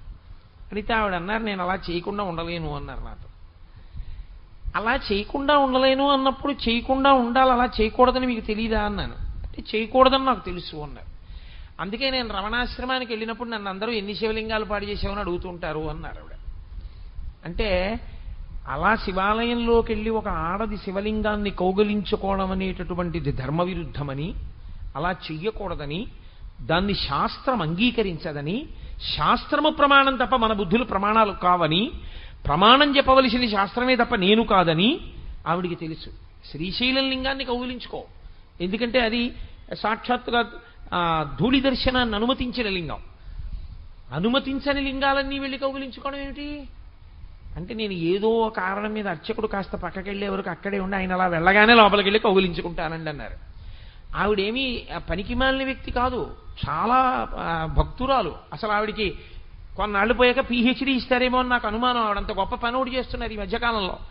మరి ఆవిడ అలా చేయడం ఏమిటి అలాగా అంటే, మనసు యొక్క బలహీనతని ఆవిడ దాటలేకపోతోంది. అలా పట్టుకోకూడదు శివలింగాన్ని అని తెలుసున్నా ఆవిడ మనసు అదే చెప్తుంటుంది, పట్టుకో పట్టుకో పట్టుకో అని చెప్తుంటుంది. బుద్ధి పట్టుకోకూడదు పట్టుకోకూడదు అని చెప్తూ ఉంటుంది, కానీ బుద్ధిని నిర్ణయం చెయ్యనివ్వదు, బలహీనం చేసి మనసు బలవత్తరం అవుతుంటుంది. ఈ అవడంలో దానికి వచ్చిన లక్షణం ఏమిటో తెలుసా అండి? అది ప్రాణం మీద ఆధారపడుతుంది. మీ ప్రాణము ఊపిరి మీద ఆధారపడుతుంది. ఊపిరి ఆయుర్దాయం ఉన్నంత కాలం ఉంటుంది. ఆయుర్దాయం ఎంతకాలం ఉంటుంది? ఈశ్వరుడి శాసనం అయ్యే వరకు ఉంటుంది. ఈశ్వరుడు శాసనం ఎంతవరకు ఉండాలని చేస్తాడు? ప్రారంధం అయిపోయే వరకు ఉండమని చేస్తాడు. నువ్వు ఇన్ని పనులు చేయాలని ఉంటుంది ఈశ్వర శాసనంలో. అవి అయిపోయాయి అనుకోండి, వయసుతో సంబంధం ఉండదు, తీసేస్తాడు ఈశ్వరుడు. అయిపోయింది వచ్చేయి అంటాడు. కాబట్టి ఆయన ఇచ్చిన ఆయుర్దాయంలో నువ్వు చేసేయాలంతే, ప్రారంధ కర్మలు అనుభవిస్తూ ఉండాలి. ఇప్పుడు ఈ మనసు ఏం చేస్తుందంటే, ఇది ఊపిరి మీద ఆధారపడుతుంది కాబట్టి చిట్ట చివరి ఊపిరి వరకు అది ఉంటుంది. మీరు ఇది బాగా జ్ఞాపకం పెట్టుకోవాలి. అది ఏం చేస్తుందంటే, ఊపిరి బాగా తీయగలిగిన నాళ్ళు దాని పని ఏం చేస్తుందంటే రుచి అడుగుతూ ఉంటుంది. రుచి అంటే సంస్కృతంలో వేదాంతమునందు రుచి అంటే నాలుకతో తినే రుచి కాదు, అనుభవమును అడుగుతుంది. అది ఎలా ఉంటుందంటావు అంటుంది. సరే, దాన్ని అనుభవించాడు అనుకోండి. దాన్ని అనుభవించాడు అన్న మాటని మీరు శాస్త్ర ప్రమాణంతో ఆదరించవలసి ఉంటుంది. దాన్ని అనుభవించాడు అంటే నా ఉద్దేశంలో ఏంటంటే, ఏదో పులిహార తినాలనుంది, పులిహారని తిన్నాడు అని. అంతకన్నా హేయమైన మాట నేను మాట్లాడటం లేదు అని మీరు గుర్తించవలసి ఉంటుంది. ఏవి ఆ పరిధిలోకి వచ్చినా నేను అలా ప్రయోగించట్లేదు. పులిహార తినేశాడు, రుచి. అది ఏం చేస్తుందో తెలుసా అంటే, నాలుక ఇది ఇలా ఉంటుంది పులిహార అనగానే వాసన రికార్డ్ చేస్తుంది. ఇది మనసుకున్నటువంటి బలవత్తరమైన శక్తి. అందుకే మనసులో కొన్ని భాగములు పడుకుంటాయి. ఎప్పుడు మనసు అంతా లేచి ఉండదు అని చెప్తారు మనస్తత్వ శాస్త్రవేత్తలు. శంకరాచార్యుల వారి కన్నా మనస్తత్వ శాస్త్రవేత్తలు అసలు. అది ఏం చేస్తుందంటే రికార్డ్ చేస్తూ ఉంటుంది. అందుకే చూడండి, మామిడి పండు అన్నాను అనుకోండి అది ఎలా ఉంటుందో, కొత్తపల్లి కొబ్బరి అన్నాను అనుకోండి అది ఎలా ఉంటుందో, దాని తొక్క పలచగా ఉంటుంది, దాన్ని ఇలా ముట్టుకుంటే కన్నం పడుతుంది, దాని రసం తీయగా ఉంటుంది, అన్నీ చెప్తుంది. రుచి, వాసన అది గుర్తెట్టుకుని ఏమంటుందంటే, ఇంకొక నెల పోయింది అనుకోండి, అవసరమైతే ప్రావిడెంట్ ఫండ్ లోనన్నా పెడదాం కానీ 4 పరకలు కొత్తపల్లి మామిడి పండు తెచ్చుకుందాం, కొత్తపల్లి కొబ్బరి అంటుంది. రుచి వాసన, రుచి వాసన. ఈ మనసు ఏం చేస్తుందంటే బాగా పెట్టుకుంటూ ఉంటుంది. ఇందులో అలా తిరుగుతూ ఉంటుంది ఎప్పుడు. ఈ తిరగడం ఏం చేస్తుందంటే బలపడుతుంది కొన్నిటి యందు. బాగాను సెటిల్ అయిందంటారు చూసారా. షుగర్ వచ్చిన వాళ్ళకి కొత్తల్లో మీరు ఇంకా సెటిల్డ్ డయాబెటీసా అంటారు.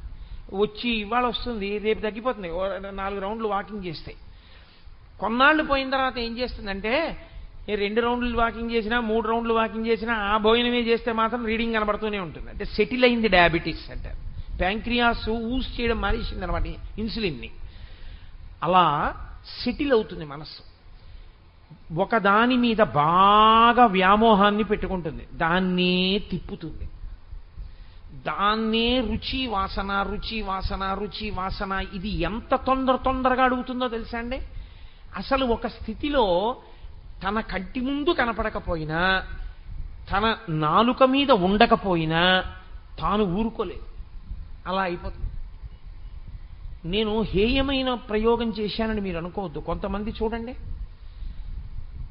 కాఫీ తాగడం కన్నా టీ తాగడం కన్నా ఆ రెండే దోషభూయిష్టం. ఆ రెండిటికన్నా కూడా మద్యాన్ని సేవించడంలో వాళ్ళు అది లేకపోతే ఇక బ్రతకలేనన్నట్టే ఉంటారు. ఇది అది రుచి ఎందు బాగా నిలబడిపోయి నువ్వు ఇది తాగితే చచ్చిపోతావురా అని డాక్టర్ గారు చెప్పినా సరే చచ్చిపోయినా పర్వాలేదు కొంచెం తాగుతానంట. అంటే అంత వాసనాబలం కింద పట్టుకుంటుంది. ఇప్పుడు దీన్ని వ్యామోహం కింద మారుస్తుంది. మార్చి దానికి ఉన్న తమాషా ఏమిటంటే, అది ఆఖరి ఊపిరి ఉన్నంతసేపు ఉంటుంది కదండి. ఆఖరి ఊపిరి ఆగిపోతోంది దానికి తెలుస్తుంది.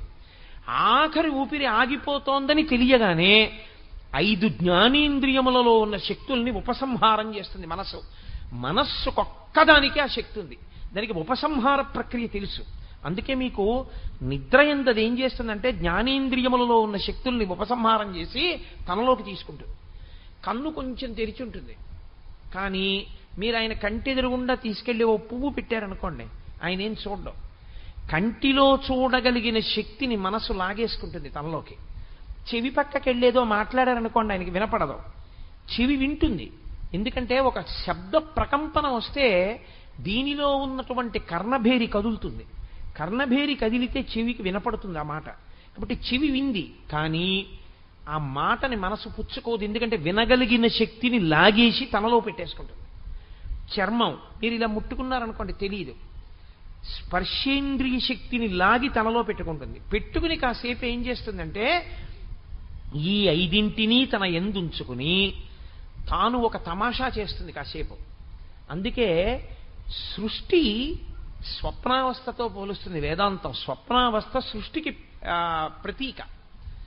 అది ఏం చేస్తుందంటే తనకి ఏది ఇష్టమో దాన్ని చూపిస్తుంది. ఈ కంటి శక్తి తనలో పెట్టుకుంది కదూ.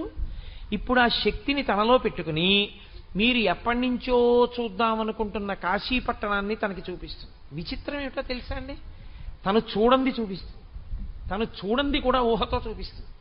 ఎలా చూపిస్తుందో తెలుసా తమాషా? ఒక్కొక్కసారి ఏదో నేను ఇక్కడ ఉపన్యాసాలు అయిపోయిన తర్వాత ఇంకో ఊరు ఉపన్యాసాలకు వెళ్ళవలసి ఉందనుకోండి, నేను రాత్రి పడుకుని నిద్రపోయే ముందు నేను అక్కడికి వెళ్ళిన తర్వాత నాకు గోపాలకృష్ణ గారికి కలిపి వాళ్ళు ఒక గది ఇస్తారా, నాకు గోపాలకృష్ణ గారికి 2 గదులు ఇస్తారా? ఒకవేళ ఒకే గది ఇస్తే గోపాలకృష్ణ గారు చాలా ఇబ్బంది పడిపోతారే. నేను పడుకున్న మంచం మీద ఆయన పడుకోరు, నేను కూర్చుంటే నాతో సమానంగా కుర్చీలో కూర్చోరు, నేను ఏదైనా తింటుంటే ఆయన తినరు, నేను తింటే తప్ప తినరు, ఆయన చాలా ఇబ్బంది పడిపోరు పాపం. వేరే గది ఉంటే ఆయనకి ఇబ్బంది ఉండదు, పడుకోవాలనుకుంటే కాసేపు పడుకుంటారు. వీళ్ళు 2 గదులు ఇస్తున్నారా, 1 గది ఇస్తున్నారా అడగడం మర్చిపోయానే అని నేను అనుకున్నాను అనుకోండి. అది తన ఊహలతో నాకు ఇవ్వబోయే విడిదోటి చూపిస్తుంది. నేను అక్కడికి వెళ్ళినట్టు, ఓ గది ఇచ్చినట్టు, ఆ గదిలో ఒకటే ఫ్యాన్ ఉన్నట్టు, అది తిరుగుతున్నప్పుడు పెద్ద చప్పుడు వస్తున్నట్టు, ఆ ఫ్యాన్ కింద తీరా సింగిల్ కాట్ ఉన్నట్టు, గోపాలకృష్ణ గారు కింద పడుకున్నట్టు, గోడల మీద బొద్దింకలు ఉన్నట్టు, దోమలు. అయ్యో ఈయన ఎలా పడుకుంటారు పాపం, ఇదేమిటి వీళ్ళని అడుగుదామంటే వీళ్ళందరూ వెళ్ళిపోయారు, ఉపన్యాసం అయిపోయాక అడగడం మర్చిపోయానని నేను బెంగ పెట్టుకుంటున్నట్టు, ఈ బెంగలో ఉలిక్కిపడి నేను లేచినట్టు, దిక్కుమాలలో కూడా నిద్దట్లో కూడా ఇంకా నాకు ఈ విడిదిలు ఉపన్యాసాలేనా అని మళ్ళీ 2 గుటకలు నైలు దాకా పడుకున్నాను అనుకోండి, ఊరుకుంటుంది. ఇవన్నీ ఎక్కడివో తెలుసా అండి? మీరు పడుకోబోయే ముందు ఆ కంటిలోని శక్తిని ఉపసంహారం చేసి తనేది చూపించాలనుకుంటుందో అది చూపిస్తుంది. కాశీ చూపిస్తుంది, కత్తెట్టుకు మీ మీద పడ్డవాడిని చూపిస్తుంది. అందుకే నిద్దట్లో ఉలిక్కి పడుతుంటాడు, ఒక్కొక్కడు భయపడుతూ ఉంటాడు నిద్దట్లో. ఆ తర్వాత ఏం చేస్తుందో తెలుసా అండి? అది అలిసిపోతుంది. ముందు జ్ఞానేంద్రియాలు అలిసిపోతాయి, శక్తి లాగేస్తుంది. తర్వాత కళ చూపించి అది కూడా అలిసిపోయి ఇంకా తను సంకల్ప వికల్పాలు చెయ్యలేక ఏం చేసేస్తుందంటే ఆ ఇంద్రియ శక్తుల్ని పట్టుకుని మనసు ఆత్మలోకి వెళ్ళిపోయి ఊరుకుంటుంది. ఇప్పుడు ఇంద్రియ శక్తులు మనస్సు కూడా ఆత్మలోకి వెళ్ళిపోతే మనస్సు ఎప్పుడైతే లేదో సమస్త అహంకారములు అణిగిపోతాయి. నేనెవరు, పురుషుణ్ణి, నా పేరేమిటి, కోటేశ్వరరావు, నేనేం చేస్తుంటాను, ఫలానా ప్రభుత్వ సంస్థలో ఉద్యోగిని, నేను సాయంకాలం ఏం చేస్తాను, ప్రవచనం చేస్తాను, నా జీతం ఎంత, ఇంత వస్తుంది, నా దగ్గర డబ్బు ఎంత ఉంది, ఇంత ఉంది, నాకు పిల్లలెందరూ, ఇంతమంది, ఇవేమీ ఉండవు. మనసు ఆగిపోగానే అన్నీ ఆగిపోతాయి. ఆగిపోగానే ఇంక ఏ సంబంధములు కానీ, ఏ ఉద్రేకములు కానీ, ఏ ఆందోళనలు కానీ ఏమీ ఉండవు. నిరతిశయ సుఖము. కానీ అది అనుభవానికి తెలియదు. ఇంకా సుషుప్తి యందు ఆత్మ ఒక్కటే ఉంటుంది. అందుకే గాఢ నిద్ర పట్టినవాడు అబ్బా నిద్ర పట్టింది ఎంత బాధ కలిగిందో అనండి అండవు. గాఢ నిద్ర పట్టింది ఎంత హాయిగా ఉందండి అండి. దోమలే కుట్టాయో, బుద్ధింకలే పాకాయో ఏమీ తెలియదు. తాను ఆత్మగా సాధన చేత నిలబడినా అంతే పరిస్థితి. అక్కడికి వెళ్ళడమే చాలా కష్టం, ఆ సమాధికి వెళ్ళడమే చాలా కష్టం. కాబట్టి ఇప్పుడు మనసుకున్న లక్షణం ఏమిటంటే రుచి వాసన, రుచి వాసన, రుచి వాసన, రుచి వాసన, ఇవే పట్టుకుంటుంది. ఈ పట్టుకోవడంలో ఇది చేసే తమాషా ఏమిటో తెలుసా అండి? కొన్నిటి యందు బాగా నిలబడిపోతుంది అండి. ఇందులో ప్రధానంగా దేని యందు నిలబడుతుందంటే, ఒకటి భార్య యందు నిలబడుతుంది.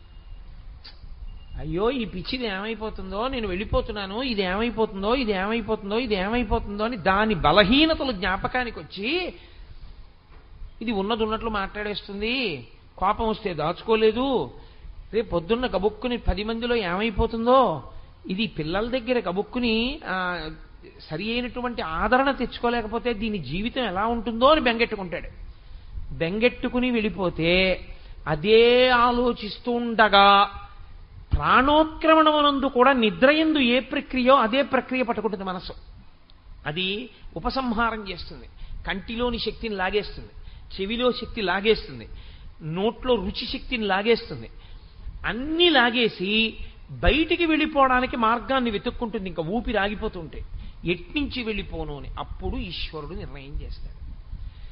ఏ ఆలోచనతో వెడుతోంది, ఏ వాసనతో వెడుతోంది, ఆ వాసన ఈశ్వరుడి గురించి అయితే ఒకలా వెడుతుంది, ఆ వాసన లౌకికమైన వాటి గురించి అయితే ఒకలా వెడుతుంది. ఆ వెళ్ళేటప్పుడు 9 రంధ్రములలోంచి వెళ్ళాలని లేదు. రోమకూపములుంటాయి, అందులోంచి నెత్తురు పైకి రాదు, ఒక్క చెమట పైకి వస్తుంది. ప్రతి వెంట్రుక యొక్క కుదురు మొదలు భాగంలోంచి లోపల ఉన్న నీరు పైకొస్తోందంటే అది రంధ్రమే. కానీ ఈశ్వరుని యొక్క నిర్మాణ ప్రక్రియలో ఉన్నటువంటి ఘనత ఏమిటంటే నెత్తురు పైకి రాదు, అందులోంచి రోమకూపములలోంచి కూడా వెళ్ళిపోతుంది. ఆఖరి ఊపిరి ఆగిపోగానే ఇక తను కదలడానికి అవకాశం ఉండదని బయటికి వెళ్ళిపోతుంది ఆ శరీరంలోంచి. వెళ్ళిపోయినప్పుడు ఇంద్రియ శక్తుల్ని కూడా తీసుకుని బయటికి వెళ్ళిపోతుంది. ఈ వెళ్ళిపోయినటువంటి జీవుడున్నాడే, వీడు మళ్ళీ చూడ్డానికి, వీడు మళ్ళీ వినడానికి, వీడు మళ్ళీ తినడానికి, వీడు మళ్ళీ అనుభవాల కోసం వీడికో శరీరం కావాలి. అందుకని ఈశ్వరుడు ఏం చేస్తాడంటే స్వతంత్రంగా ఇవ్వడు. నీకు బుద్ధి ఇచ్చాను కదయా, నువ్వు దేని గురించి ఆలోచిస్తూ వచ్చేసావు ఆఖరణ, ఇది ఆలోచించావా లేదా? కాదని ఎలా అంటారు? రుచి వాసన, వాసన దేని మీద నిలబడిందో దానికి అనుగుణమైన శరీరాన్ని ఇస్తాడు. అందుకే నా హేయోపాదేయ వర్జిత అని లలితా సహస్రనామ స్తోత్రంలో అమ్మవారికి ఒక నామం. ఆ వెళ్ళిపోవడంలో దాన్ని స్థిరీకరిస్తారు. మార్గములను, కారణములను చెప్పకుండా వర్గీకరణ చేసేస్తారు. 4 రకాలుగానే వెళ్ళిపోతాడు జీవుడు వెళ్ళిపోయేటప్పుడు. మొట్టమొదటి దాన్ని అలా వెళ్ళిపోయేటప్పుడు ఆర్తచింత అంటారు. ఆర్తచింత అంటే తనవారి యందు రాగము. అందుకనొచ్చాడు కృష్ణ పరమాత్మ. నీ పిచ్చిరా, చచ్చిపోతారు అంటున్నావు, చచ్చిపోయే వాళ్ళందరూ మళ్ళీ పుడతాడు ఈ రాగద్వేషాలకే. రాగము చేత వస్తాడు. ఎలా వస్తాడు? తన డబ్బు మీద వ్యామోహం, ఆ డబ్బంతా ఎక్కడుందో దాని కింద తిరిగి ఎక్కుతాడు. అంటే వెన్నుపాం అడ్డంగా ఉండే జీవి అవుతాడు.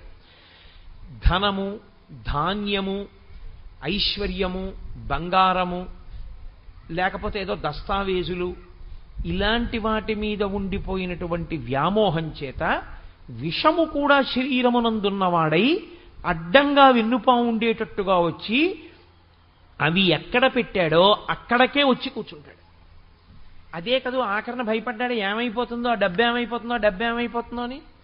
ఆ ఇనపెట్టి ఎక్కడుందో దాని కిందకే వచ్చి చేరుతాడు. చీకటిగా ఉంటుంది కదండి, అక్కడికి వస్తాడు. ఎప్పుడో ఎవరో బీరువా తీస్తుంటారు, వాడికి భయం వేస్తుంది.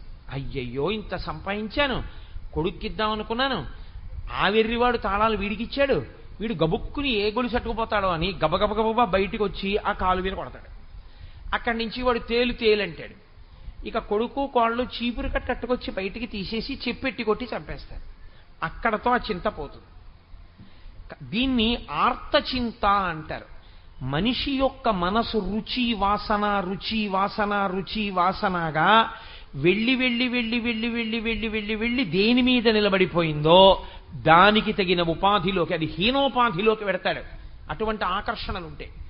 రెండవది రౌద్రచింత, దీనికి పూర్తి వ్యతిరేకం. నాకు రావలసిన డబ్బు వాడి వల్లే పోయింది, నా ఐశ్వర్యం వాడి వల్ల భ్రంశమైంది, నా సుఖ సంతోషాల్ని వాడు తీసేశాడు. అప్పుడు కూడా మనసు దాన్నే పట్టుకుంటుంది, వాడి గురించే ఆలోచిస్తుంది. అది రౌద్రచింత. ఇప్పుడు బాగా దాన్ని పట్టుకోవడం వల్ల ఏమవుతాడంటే చచ్చిపోయే ముందు కూడా మనసుకి అలవాటు అయిపోయి అదే ఆలోచించడం, వాడి గురించే ఆలోచిస్తూ వెళ్ళిపోతాడు. రౌద్రచింత అయి వాణ్ణి పాడు చేయడానికి ఎడతాడు. పావుగానో తేలుగానో జెర్రిగానో వాణ్ణే కరవడానికి ఎడతాడు.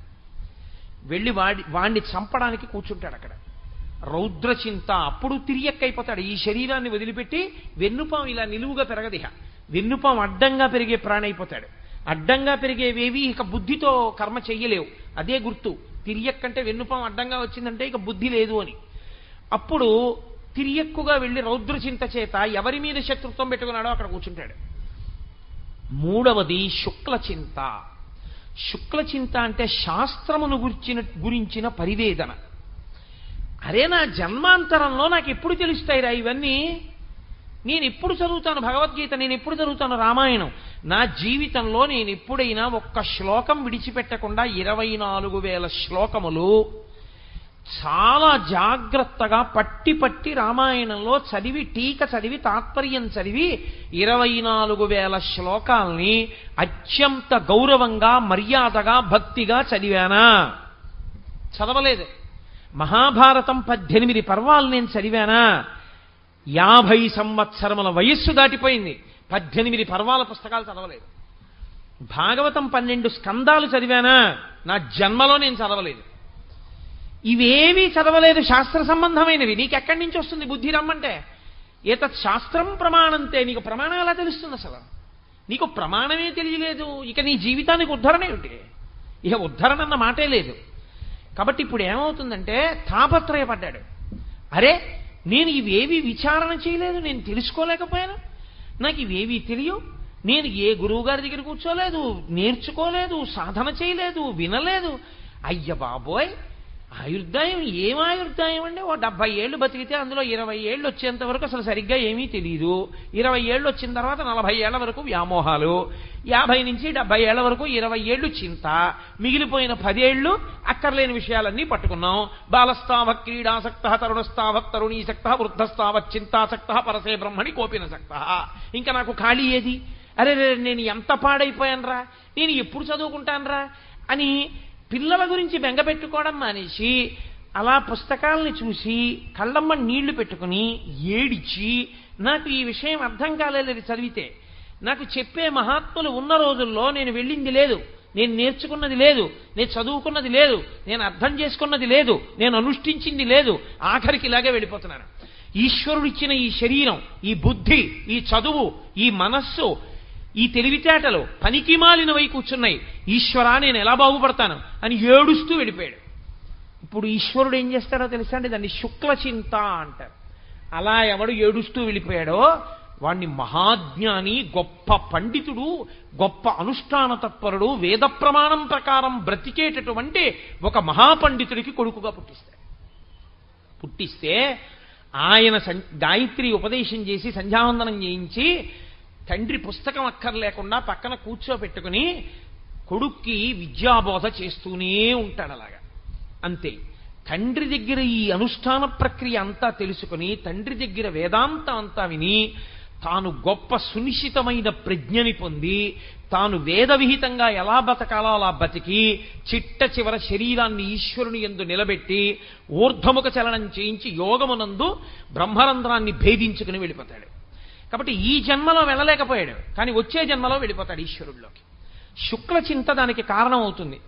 చిట్ట చివరి చింత ఒకటి ఉంటుంది, దాని పేరు ధన్యచింత అని పేరు. ఇది అనుష్ఠానం వైపుకి తీసుకెళ్ళిపోతుంది. సరి అయినటువంటి గురువు లభిస్తాడు. లభించి ఆ గురువు గారి దగ్గర కూర్చుని వినగలిగినటువంటి స్వాతంత్ర్యం ఏర్పడుతుంది. ఏర్పడి చెవులు దొప్పలు చేసుకుని వింటాడు. విన్నదాన్ని బాగా పరిశీలనం చేస్తాడు. చేసి వైరాగ్యమును పొందుతాడు. ఆ వైరాగ్యంతో నిత్యకర్మానుష్ఠానమును కానీ సుఖదుఖములకు కానీ తాను సాక్షిమాత్రుడవుతాడు. తాను విచలితుడు కాడు. తాను దాని వలన జ్ఞానమును పొందుతాడు. ఆ జ్ఞానము చేత ఈ జన్మలోనే ఊర్ధ్వముఖ చలనం చేసి బ్రహ్మరంధ్రాన్ని భేదించుకుని ఇంకొక కడుపులోకి వెళ్ళి ఇంకా మళ్ళీ శరీరంలోకి రాకుండా ఈశ్వరుల్లో కలిసిపోతాడు. కాబట్టి 4 రకాలైన వాటికి కారణము మనస్సే. అందుకే మన ఏవ మనుష్యాణం కారణం బంధమోక్షయో. ఇప్పుడు నాకు చెప్పండి, ఇప్పుడు మీ పునర్జన్మకి కారణము ఈశ్వరుడు కాడు. మీ పునర్జన్మకి కారణము మీరు చేసే కర్మలు కావు. ఎందుకో తెలుసా అండి? కర్మత జడం అంటారు రమణ మహర్షి. కర్మ ఏం చేస్తుందండి? కర్మ మిమ్మల్ని ఉద్ధరించలేదు. నేను దేవాలయం చుట్టూ 108 ప్రదక్షిణాలు చేశాననుకోండి, 108 ప్రదక్షిణములు చేయడం వల్ల నాకు వచ్చేటటువంటి చీమ తలకాయంత పుణ్యం కన్నా 108 ప్రదక్షిణములు చేసేటప్పుడు నా మనసు పట్టుకోకూడని వాటిని పట్టుకుని చూడకూడని వాటిని చూడకూడని రీతిలో చూస్తూ తిరుగుతూ నా మనసు హేయమైన పాపం చేస్తోందనుకోండి, 108 మాటలు ఈ జడమైన శరీరం తిరిగింది. మనసు ఎక్కడ పావనమైంది? అందుకే మనస్సుని సంస్కరించడం చాలా చాలా కష్టం. మనస్సుని సంస్కరించడం అనే దానికి సాధనము ఒక్కటే. గురువు వలన శాస్త్రాన్ని వినడము, శాస్త్రాన్ని బాగా పరిశీలించడము, శాస్త్రాన్ని అధ్యయనం చేయడము. ఈ 2 వినా మార్గములు లేవు. కిలి మొదలడానికి చింతపండు ఒక్కటే మార్గమైనట్టు గురుబోధ ఒక్కటే కిలి మొదలడానికి మార్గము. అలా చేస్తే ఉత్తర జన్మలలో నీకు ఏ శరీరం ఇవ్వాలి అన్నదానికి నువ్వే కర్తవై కూర్చుంటావు. తథా దేహాంతర ప్రాప్తి ధీర తత్ర నముహ్యతి. అప్పుడు ఆయన బెంగపెట్టుకోడు. నేను దేని మీద చింత పెట్టుకుంటే నాకు తగిన శరీరం వస్తుందో దాని మీదకి చింత పెట్టుకుంటాడు. ఏతత్ శాస్త్రం ప్రమాణంతే. శాస్త్రం ప్రమాణంగా ఉంది కాబట్టి ఇది పడిపోతోంది, బెంగ ఏమిట్రా?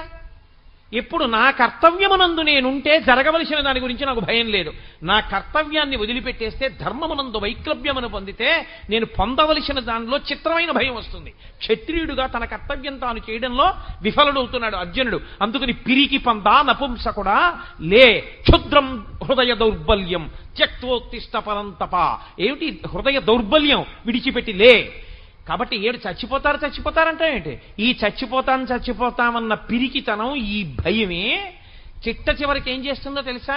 బతికున్నన్నాళ్ళు వ్యామోహాలకి, చిట్ట చివరి ఆ వ్యామోహంలో నిలబడడానికి, పునర్జన్మ గురించినటువంటి భయంతో చచ్చిపోతున్నానని బెంగ పెట్టుకుని పిరికితనంతో వెళ్ళిపోవడం వల్ల పొగలు కమ్మినటువంటి చీకటి కమ్మిన దక్షిణ మార్గంలో ప్రవేశించి పునర్జన్మలో మళ్ళీ అనేకమైనటువంటి దెబ్బలు తిని యాతనలు అనుభవించి అడ్డంగా విన్నుపా ఉన్నటువంటి జన్మలోకి ప్రవేశిస్తావు. ధీరుడవు కా. ధీరుడైన వాడికి భయం లేదు. వాడు శాస్త్రమును గురించే విచారణ చేస్తాడు. షహబాష్, పడిపోతోంది, అయిపోయింది, పండిపోతోంది. ఒక పువ్వు పిందె అయిపోతుంది, ఇది పువ్వుగా వచ్చింది పిందెగా మారుతోంది. పిందె కాయ అయింది, కాయ పండైంది, పడిపోయింది. గొంగళి పెరుగు సీతాకోక చిలుగైంది. ఏనాడు మార్పు మొదలైందో ఆనాడు నా మృత్యువు మొదలైంది. కాబట్టి శరీరం పడిపోతుంది, దాని ధర్మం అది, పడుతోంది. కానీ హేయమైన దాంట్లోకి నేను వెళ్ళిపోకూడదు, ఉత్తమమైన దాంట్లోకి వెళ్ళాలి. వెళ్ళడానికి నేనే కర్తని. నేనేం చేస్తానన్న దాన్ని బట్టి నేను నిలబడతాను. ఆ కర్త అన్నప్పుడు నేనేం చెయ్యాలి అన్నది నా ఇష్టం వచ్చినట్టు చేయడం కాదు, ఎవడేం చెప్తే చేయడం కాదు. ఏతత్ శాస్త్రం ప్రమాణంతే. ఈశ్వరుడు ఏం చెప్పాడో అదొక్కటే ప్రమాణం. ఈశ్వరుడు చెప్పింది వేదం, వేదమే ప్రమాణం. కాబట్టి ఆ వేదమునందు ఉపనిషత్తుల అంతర్భాగం, ఆ ఉపనిషత్తుల యొక్క సంఘాతమే భగవద్గీత. కాబట్టి నువ్వు ఈశ్వరుడు ఏం చెప్పాడో, వేదం ఏం చెప్పిందో, ఉపనిషత్తులు ఏం చెప్పాయో, శాస్త్రం ఏం చెప్పిందో శాస్త్రాధ్యయనము చేసి శాస్త్రమునందు పూనిక కలిగినటువంటి గురువేం చెప్పాడో దాన్ని మనసులో పెట్టుకొని నువ్వు విచారణ చేయడం ప్రారంభం చేస్తే, కాబట్టి ఇప్పుడు భగవద్గీత విన్నవాడికి ఏం అలవాటు ఇవ్వాల్సి ఉంటుంది? దేహినోస్మిన్ యదా దేహే కౌమారం యవ్వనం జరా తథా దేహాంతర ప్రాప్తి. కాబట్టి ఈ శరీరం వదిలితే ఇంకో శరీరంలోకి ఎడతాను, భయం లేదు. నా మనసుని సంస్కరిస్తాను. ఇవాళ నుంచి నా మనసు దేన్ని పట్టుకోవాలో దాన్ని పట్టుకోవడం వైపుకి దీన్ని తిప్పుతానిక. ఇది అభ్యాసం. లొంగని గుర్రాన్ని లొంగదీయడం. లొంగతీయగలిగినటువంటి ప్రజ్ఞ కొంతమందికే ఉంటుంది. మహాభారతంలో అర్జునుడి గురించి చెప్తూ అంటారు, గుర్రములను లొంగదీయగలడు అంటారు. అలా నీ మనసుని నువ్వు లొంగదీయగలిగితే, అక్కరమాలిన పిశినారితనం నుంచి నువ్వు వినిర్ముక్తం కాగలిగితే, అక్కరమాలిన కామం నుంచి నువ్వు విముక్తం కాగలిగితే, నీ కామము ఈశ్వర కామముగా నువ్వు మార్చగలిగితే, నువ్వు చేసే క్రియలన్నీ ఈశ్వరుడు యొక్క ప్రీతి కొరకు నువ్వు చేస్తే, దాని వలన ఈశ్వర ప్రీతి నీకు కలిగితే, నీకు ఎప్పుడూ భగవంతుని యొక్క ప్రీతి పొందడం కోసం బ్రతకడం అలవాటైపోతే, ఆనాడేమవుతుందంటే నువ్వు చేసే ఏ పని నీ మెహర్బానీ కొరకు కాదు, నీ గొప్పతనం కొరకు కాదు. దాసి ఇల్లు ఊడిస్తే దేనికి తుడుస్తుందంటే, మా అయ్యగారు సంతోషిస్తారా లేదా, చక్కగా తుడిచావే ఇల్లు అంటాడా అయ్యగారు? బట్టలు ఉతికింది, ఎంత చక్కగా ఉతికి పెట్టావే పంచ, కూర్చుని పూజ చేశా, పూజ చేయడం వల్ల పంచంతా పసుపు పడింది, ఎంత బాగా ఉతికావు, పసుపు మరక కూడా లేకుండా ఉతికేశావు అని అయ్యగారంటే దానికి సంతోషం. అయ్యగారి ప్రీతి కొరకు అన్ని పనులు చేసిన దాసిలా నువ్వు చేసే పనులు నీ మెహర్బానీ కోసం చేయకూడదు. నువ్వు చేసే ఏ పనైనా ఈశ్వర ప్రీతి కొరకు చేస్తుండాలి. ఈశ్వరుడు ప్రీతి పొందాలి అంటే ధార్మికం ఒక్కటే మార్గం. బట్టి చేసి ఈశ్వరార్పణం చేయాలి. ఈశ్వరా, మీరు మా చేత చేయించారు, ధన్యుణ్ణి చేశారు తండ్రి, ఏతత్ ఫలం సర్వం శ్రీ ఉమామహేశ్వర పరబ్రహ్మార్పణమస్తు. అలా నువ్వు నిలబడగలిగితే, ఎప్పుడూ నిన్నొకడు చూస్తున్నాడు యజమాని, వాడు ఆఖరణ తీర్పు చెప్తాడు. కాబట్టి నేను వాడి ప్రీతి కొరకు ఉండడం అలవాటైపోతే, శంకరులు వైరాగ్య శతకంలో చెప్తారు చిట్ట చివర, ఆఖరణ వెళ్ళిపోయేటప్పుడు పనిపిల్ల చూడండి, ఆఫీసులో పనిచేసే వాళ్ళు ఆఫీస్ టైం అయిపోతే వెళ్ళిపోతారు. పనిపిల్ల వెళ్ళిపోయేటప్పుడు టైం అయిపోయిందని వెళ్ళిపోదు, అమ్మగారు ఇంకా బయలుదేరుతున్నానంటుంది. అది అయిపోయిందా, ఇది అయిపోయిందా అని అడుగుతుంది. అది అయిపోయింది అమ్మగారు, ఇది అయిపోయింది అమ్మగారు. ఒక్క చిన్న పని చేయాలి, ఎవరో మామిడికాయలు పంపించారు, కాస్త 50 మామిడికాయలు తరిగి పెట్టాలి. అమ్మ సాయంకాలం 1 గంట ముందు వచ్చి తరిగి పెడతానమ్మా, కాస్త ఇంట్లో పిల్ల ఏడుస్తోంది, ఒళ్ళు వేడిగా ఉంది, వెళ్ళిపోతానమ్మా. సరే వెళ్ళు, అయితే సాయంకాలం తొందరగా రా. ఒకవేళ పిల్లకి ఒళ్ళు వేడి ఎక్కువ అయితే రాకు, పర్వాలేదు, రాకపోయినా నేను తరుక్కుంటానని యజమానురాలు అందనుకోండి, అప్పుడు వెళ్ళిపోతుంది.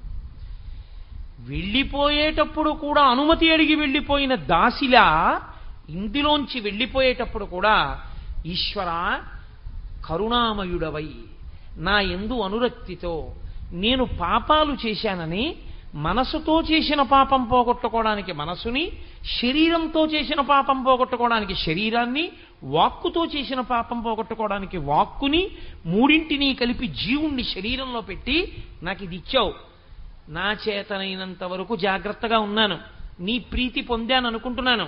ఒకవేళ నేను తెలిసో తెలియకో అక్కడక్కడ శాస్త్రాన్ని ఉల్లంఘించి దీనితో అపరాధములు చేసి ఉంటే తండ్రి క్షమించు, వచ్చేస్తున్నాను, నీ పాదపంజరంలోకి వచ్చేస్తున్నానని పరమభక్తితో దీన్ని విడిచిపెట్టాడు అనుకోండి, ఈశ్వరుడు వాణ్ణి తనలోకి కలిపేసుకుంటాడు, శుక్లచింత కింద మారిపోయాడు. అథవా ధన్యచింత కింద ఉన్నాడు, లేదా మహోత్కృష్టమైన జన్మొస్తుంది. అందుకే అక్కడక్కడ మీకేమవుతుందో తెలుసా అండి, శుక్లచింత ఘనీభవించిన నాడు గురువుగారి ప్రమేయం కూడా లేకుండా తనంత తానా జన్మలో జ్ఞానం వస్తుంది. కానీ కోట్ల కోట్ల కోట్ల కోట్ల మందిలో ఒక్కడే ఆ మినహాయింపు, ఆయన ఆదర్శము మాత్రము కాడు. తాను శిష్యుడు కానివాడు లోకానికి ఎలా గురుత్వాన్ని నేర్పుతాడు. ఎక్కడో ఉంటారు కోట్ల కోట్ల మందిలో ఒక్కడుంటాడు గురువు అవసరం లేకుండా తరించినవాడు, కానీ ఆయన మీకు ఆదర్శము కాలేడు. ఎందుకంటే మీరు ఆ స్థాయిని పొందినవారు కారు. మీరు ఆ స్థాయిని పొందినవారైతే మీరు అలాగే ఉండి ఉండేవారు కాదు. కాబట్టి మీరు గురువుని ఆశ్రయించవలసిందే తప్ప మీరు గురువుని ఆశ్రయించనంటే కుదరదు. గురువుని ఆశ్రయించి, శాస్త్రమును ఆశ్రయించి, మనసుని పరిపుష్టం చేసుకుని, దాని వలన మంచి దేహమును పొంది ఉత్తర జన్మలలో ఆ శరీరంతో జాగ్రత్తగా పాపముల నుండి వినిర్ముక్తుడై మళ్ళీ ఈశ్వరుణ్ణి చేరుకునే ప్రయత్నం చెయ్యాలి. 12 నెలలు చదివాడండి పిల్లాడు. 12 నెలలు కాదు, 24 నెలలు చదివాడు. 24 నెలలు అంటే 36 నెలలు చదివాడు. 10th క్లాస్ దేనికి బాగా చదువుతారు? 10th క్లాస్లో 96% వస్తే ఇంటర్మీడియట్ స్టార్ బ్యాచ్లో వేస్తారని. 10th క్లాస్ అంతా బాగా చదువుకుంటే ఇంటర్మీడియట్ స్టార్ బ్యాచ్లో వేశారు. మంచి పెద్ద పెద్ద లెక్చరర్లు చదివే క్లాసులో కూర్చున్నాడు. 24 నెలల పాటు క్రికెట్ మ్యాచ్ కూడా చూడకుండా అదే పనిగా స్టాప్ వాచ్ పెట్టుకుని 90 నిమిషాల్లో 180 బిట్లు కరెక్ట్గా చేయడం దృష్టి కేంద్రీకరించి చేశాడు. ఇప్పుడు ఎంసెట్ పరీక్షకి వెళ్ళాడు. నువ్వంతకుముందు 36 నెలలు ఎంత సాధన చేశావన్నది ఇప్పుడు నువ్వు ఈ 3 గంటలో 2 గంటలో ప్రభుత్వం అనుమతించిన సమయంలో నీ దృష్టిని ఎంత పెడతావన్న దాని మీదే నీ జీవిత సుఖశాంతులు. ఎంత బాగా చదివినా ఆ 2 గంటలు నీకు పక్క నుంచి వస్తున్నటువంటి లౌడ్ స్పీకర్లో పాటల మీద దృష్టి ఉండిపోయింది. క్యాంపస్ సెలక్షన్లో ఉద్యోగం వచ్చేటటువంటి ఇంజనీరింగ్ కాలేజీలో నీకు సీట్ రాదు. నువ్వు ఒక సామాన్యమైన ఇంజనీరింగ్ కాలేజీలో చదువుకుని బయటికి వచ్చి పట్టా చేత్తో పట్టుకుని ప్రతి ఆఫీస్ ముందుకి వెళ్ళి ఉద్యోగం అడిగి చిట్ట చివరికి ఉద్యోగం రాకపోతే జెరాక్స్ సెంటర్లో 1000 రూపాయలకి బీటెక్ పట్టాతో నువ్వు ఉద్యోగం చేయవలసి ఉంటుంది. ఆ 3 గంటలు నువ్వు వినియోగించలేదు. నువ్వు వినియోగించి ఉంటే నువ్వు కూడా 100% క్యాంపస్ సెలక్షన్ ఉన్నటువంటి ఇన్స్టిట్యూట్లో ఇంజనీరింగ్ చదువుకుని ఇలా ఇంజనీరింగ్ కాలేజీలోంచి బయటికి వస్తూనే ప్రముఖమైనటువంటి గొప్ప ఆ సంస్థలో ఇంజనీర్ అయి నీకోసం వెంపర్లాడగలిగినటువంటి స్థితిలో ఒక గొప్ప కుటుంబంలో అందచందాలకి పేర్గాంచినటువంటి పిల్ల నీకు భార్య అయింది. నీకు భార్య అంత అందమైన పిల్ల వచ్చింది కాబట్టి అంత అందమైన పిల్లలు వచ్చారు. అంత గొప్ప మామగారు, అంత గొప్ప తండ్రి గారు, అంత గొప్ప ఐశ్వర్యం ఉంది కాబట్టి నువ్వు జీవితంలో అంత వృద్ధిలోకి వచ్చావు. వీటన్నిటికీ కారణం నువ్వు ఆ 3 గంటలు జాగ్రత్తగా ఒళ్ళు దగ్గర పెట్టుకోవడమే. ఈశ్వరుడు ఇచ్చే మనుష్య జన్మ కూడా ఎంసెట్ కూర్చునే 3 గంటల లాంటిదే. 70 సంవత్సరాల వయస్సు చాలా దీర్ఘాయుర్దాయం అని అనుకోకండి. 70 సంవత్సరాల వయస్సు మీరు కొన్నింటితో పోలిస్తే బహు తక్కువ. శబరిమలై వెళ్ళినప్పుడు చెట్లు కనబడతాయి. 5 నుంచి 6,000 సంవత్సరముల నుంచి ఉన్న చెట్లు. కొన్ని చోట్ల 10,000 సంవత్సరాల నుంచి ఉన్న చెట్లు ఉన్నాయి. కొన్ని చోట్ల ఇంట్లో దాచిపెట్టిన ఇలాంటి తివాచీలు చీమలు కొట్టేయకపోతే అవి 3 తరాలు 4 తరాల తర్వాత కూడా ఉంటాయి. ఒక్కొక్క ఇంట్లో అట్టెపెట్టేటటువంటి మంచినీళ్లు కాచుకునేటటువంటి వేడి నీళ్లు కాచుకునే రాగి బాయిలరు మా ముత్తాత గారి ముందు ఎవరో కొన్నారండి బాయిలర్ అన్నారు. ఆ బాయిలర్కు ఉన్నటువంటి ఆయుర్దాయం నీకు లేదు. నువ్వు చాలా తక్కువ నీ ఆయుర్దాయం. అందులో నీకు శాస్త్రం మీదకి దృష్టి వెళ్ళడానికి కావలసినటువంటి సమయం నిర్హేతుకంగా పోతోంది. చింత పట్టుకునే సమయం పనికి రాకుండా పోతోంది. సాధన చెయ్యగలిగిన సమయం కొద్దిగానే మిగులుతోంది. అక్కడ వైగ్లభ్యాన్ని పొందేశావా తదాదేహాంతర ప్రాప్తి, భయంతో శరీరాన్ని విడిచిపెట్టి తిరియక్కవుతావు.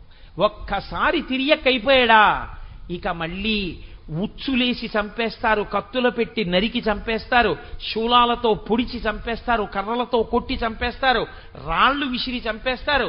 తప్ప చచ్చిపోవడానికి కూడా స్వేచ్ఛ ఉండదు. తాను ఏ పుణ్యకర్మ చేయడానికి అవకాశం ఉండదు.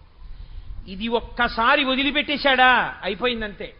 ఆవు పాలు పట్టుకుని నమస్తేయస్తు భగవన్ విశ్వేశ్వరాయ మహాదేవాయ త్రయంబకాయ త్రిపురాంతకాయ త్రికాగ్నికాలాయ కాలాగ్నిరుద్రాయ అంటూ ఇక అభిషేకం చేయలేడు.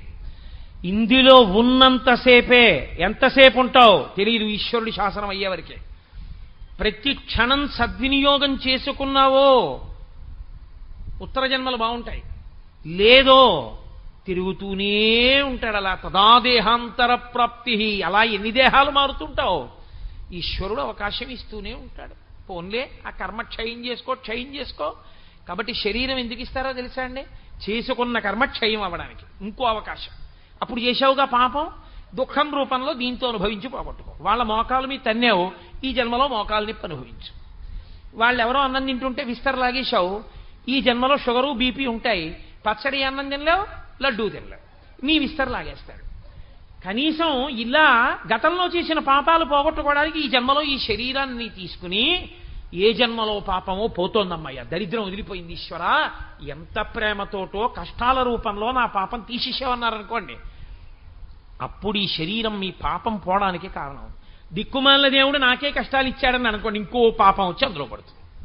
కాబట్టి ఈశ్వరుడు అందుకని పునర్జన్మయందు జీవుడికి గత జన్మ వాసనలు లేకుండా చేసి అవస్థల్ని మాత్రం గమనించగలిగిన శక్తిని ఉంచాడు. ఇది ఈశ్వరుని యొక్క ఔదార్యం. ఈశ్వరౌదార్యమును గుర్తిస్తే తప్ప మీరు భక్తితో ధర్మంలో నిలబడలేరు, యోగము సిద్ధించదు. అందుకే శ్లోకాన్ని అలాగే అన్వయం చేయవలసి ఉంటుంది. కాబట్టి భగవద్గీతలో ఒక్కొక్క శ్లోకం అంటే ఒక్కొక్క అమృత భాండం. అది కరదీపిక, మనిషి తరించడానికి కావలసినటువంటి జ్ఞానమును పరిపుష్టము చెయ్యగలిగినది. సరే, ఇవాళ 15 నిమిషాలు దాటేశాను. ఇవాళ వెనకాతల నృత్య కార్యక్రమం అండి, కృష్ణలీలలు. కృష్ణుడే జగదాచార్యుడు కదూ, కాబట్టి కృష్ణలీలలు అనబడేటటువంటి నృత్య రూపకం ప్రారంభం అవుతుంది. చక్కగా మీ అందరూ కూర్చోండి. నీకేం అలాగే చెప్పి వెళ్ళిపోతున్నావు రోజు అనుకోకండి. ఒక్క 5 నిమిషాలు నేను కూర్చుంటాను. అంటే ఏమి నీకంతా అనుకోకండి, ఏదో ఇంతకన్నా ఇంకొక ముఖ్యమైన పని ఉంటేనే నేను అలా వెళుతుంటాను తప్ప లేకపోతే అలా వెళ్ళేవాడిని కాదు. లేకపోతే నేను సభామర్యాద కట్టుబడి మీకు చెప్పింది నేను పాటించుండి ఉండేవాడిని. కాబట్టి దీని తర్వాత ఆ నృత్య కార్యక్రమాన్ని చూసి చక్కగా ఆ కళాకారులను మీరు ప్రోత్సహించి సంతోషించెదరుగాక. మంగళాశాసనపరై పదాచార్య పురోగమై సర్వైశ్చ పూర్వైరాచార్యై సత్కృతాయాస్తు మంగళం. మంగళం కోసలేంద్రాయ మహనీయ గుణాత్మనే చక్రవర్తి తనూజాయ సర్వభౌమాయ మంగళం. ఉమాకాంతాయ కాంతాయ కామితార్థప్రదాయినే శ్రీగిరీశాయ దేవాయ మలినాథాయ మంగళం. కరచరణకృతం వా కర్మవాక్కాయజం వా శ్రవణనైనజం వా మానసం వాపరాధం విహితమవిహితం వా సర్వమేత్తక్షమస్వ. శివ శివ కరుణాబ్ధే శ్రీ మహాదేవ శంభో. సర్వం శ్రీ ఉమామహేశ్వర పరబ్రహ్మార్పణమస్తు. స్వస్తి.